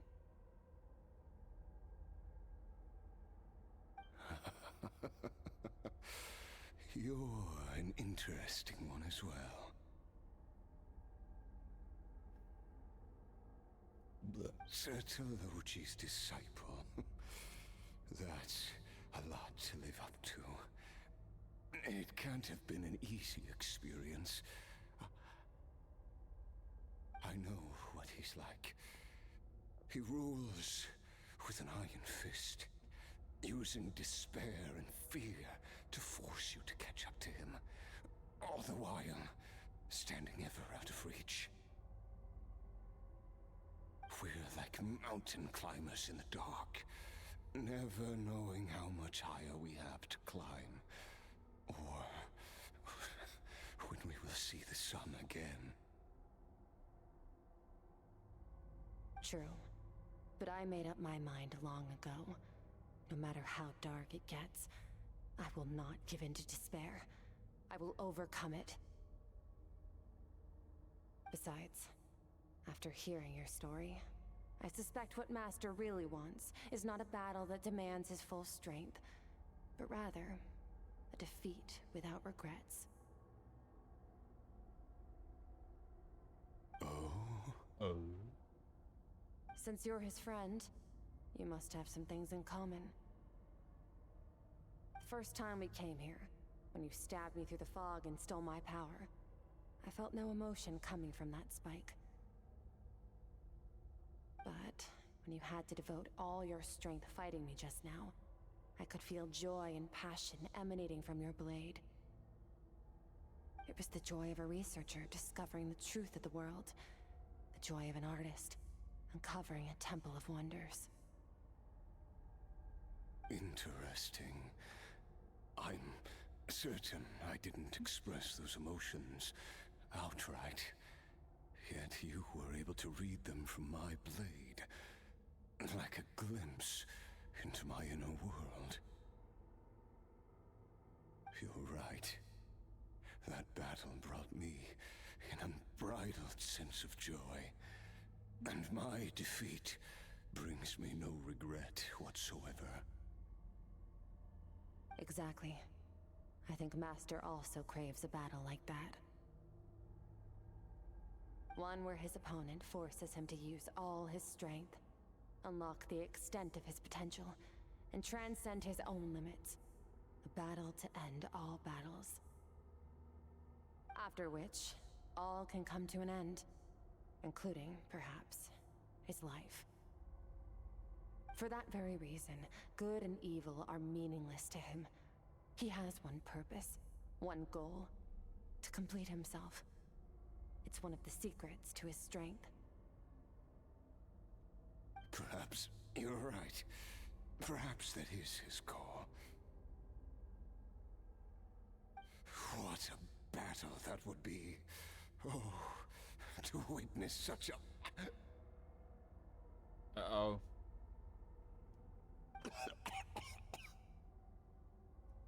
His body crumbling. Are you okay? Does he look okay? Too many different kinds of power are surging through my body. The curse of immortality allows it all to coexist, but it does not remove the pain. I won't be able to hold on to my sanity for much longer. What a shame. I would have loved to witness that battle. Sertologi once offered to free me from this curse. Now, I must ask that of you, Skirk. Can you release me from the pain? I can, but not through death, if that's what you were hoping for. It's not a suitable punishment for your crime. As an alternative, I can take your consciousness, along with all the power you've consumed, and smash it to pieces. The impurities will dissipate, and under the curse of immortality, your mind and body will regenerate. When that process is complete, you will be back to who you were before, no longer tortured by powers you can't control. But it will be a time-consuming and painful process. The decision is yours to make. I accept. And who knows? Perhaps I'll wake up in time to witness your great battle with Sertologi. I have faith that you'll be able to stand against him one day. Though I know it'll be a long and arduous road. If we are climbers in the dark, it appears the dawn has finally broken for me. But you're...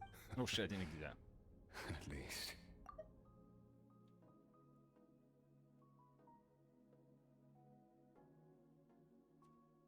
The darkness and pierced.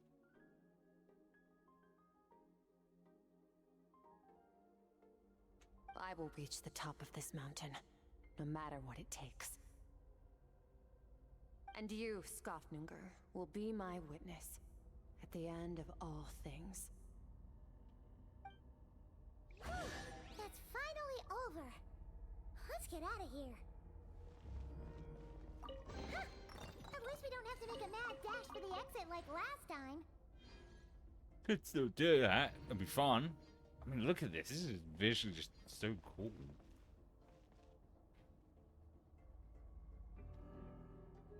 I mean, do I want to take a screenshot or do I want to take a picture? I don't think I can take a picture of the cat in game cam.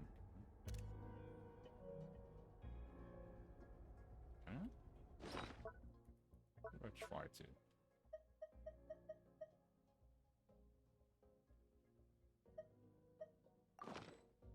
I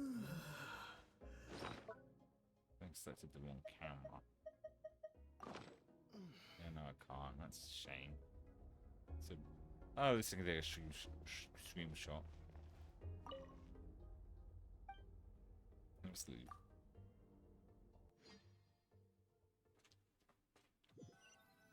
Fucking first these coming on.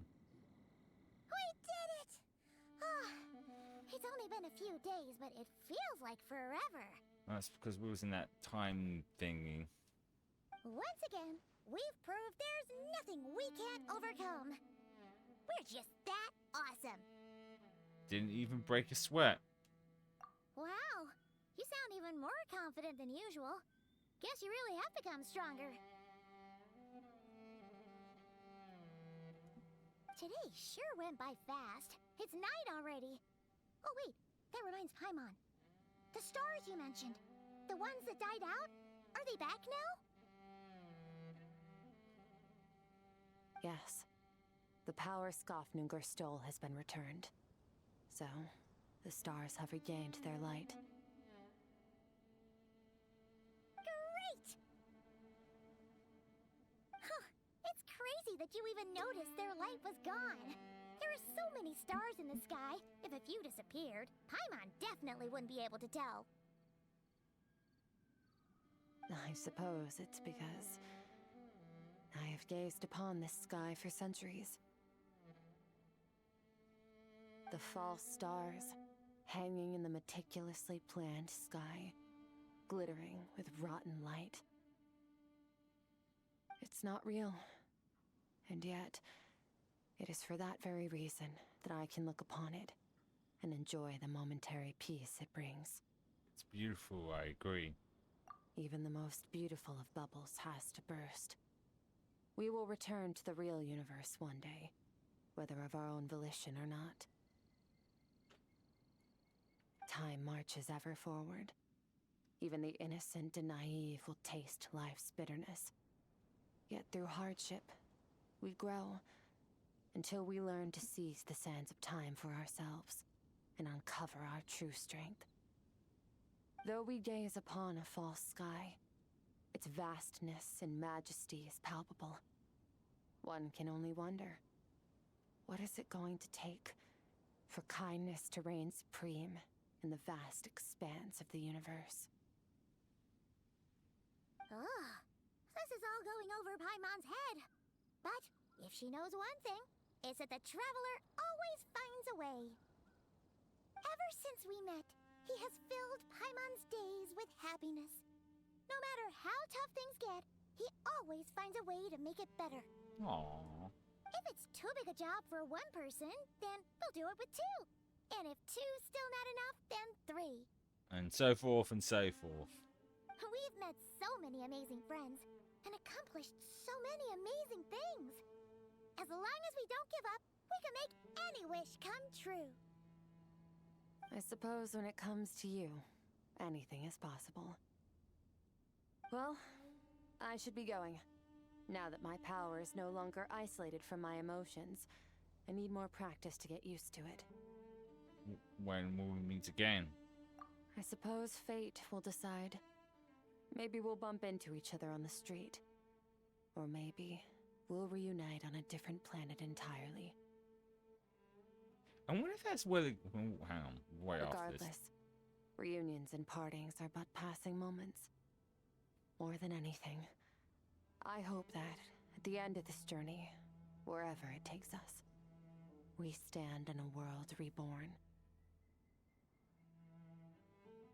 One without war, pain, or forced partings. One where new life can bloom, even where there was once nothing but scorched earth.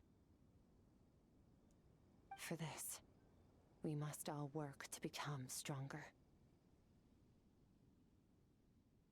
Of course. Goodbye, traveler. Remember your training. Make sure to put it to use. Yes, ma'am. Bye. Bye.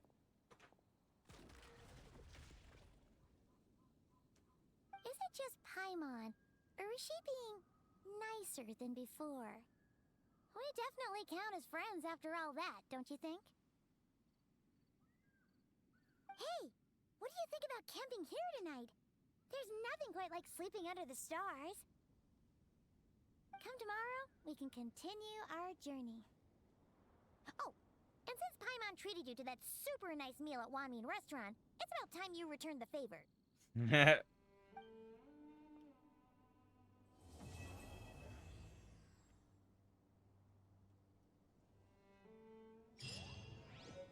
What is that? Wait, was something out back? Oh, that. Oh, wait. I just saw the. Don't. Can we play as an instrument? Oh, fuck yeah, I can. That's so tiny. And that's what she said.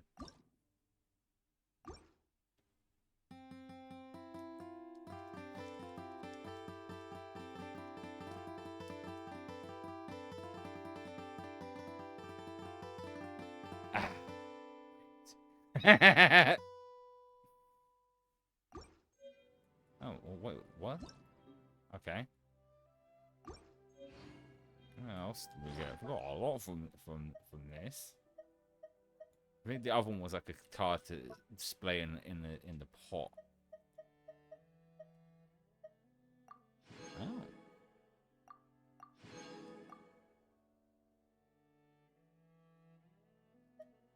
Most likely. Okay, alright then. What I was thinking about is the whole talk about different planets in space. Because apparently they're planning to. Because originally when this first came out, that Mihoverse was planning to support us for like 10 years. But apparently it might be even longer than that. I'll see if it happens. Because the last time a company said they were going to support for something for a decade, they ended up making a sequel to it. Before it even reached a decade. Which was Destiny. That's such a wild thing to think about that. Last year wouldn't have been that if they did. But we'll see what happens. Because, like, that's what my wonder of the story is. It's like, once we get to the end point of Tefat, will we go to different planets and it will be like a whole different world or something? I don't know. We'll have to wait and see. But that was very interesting, I guess. My brain, like I said, I can feel my energy starting to go. I lasted a lot longer today. I don't know if my sleep is improving, if the stretches before bed are helping, but I'll see how things go.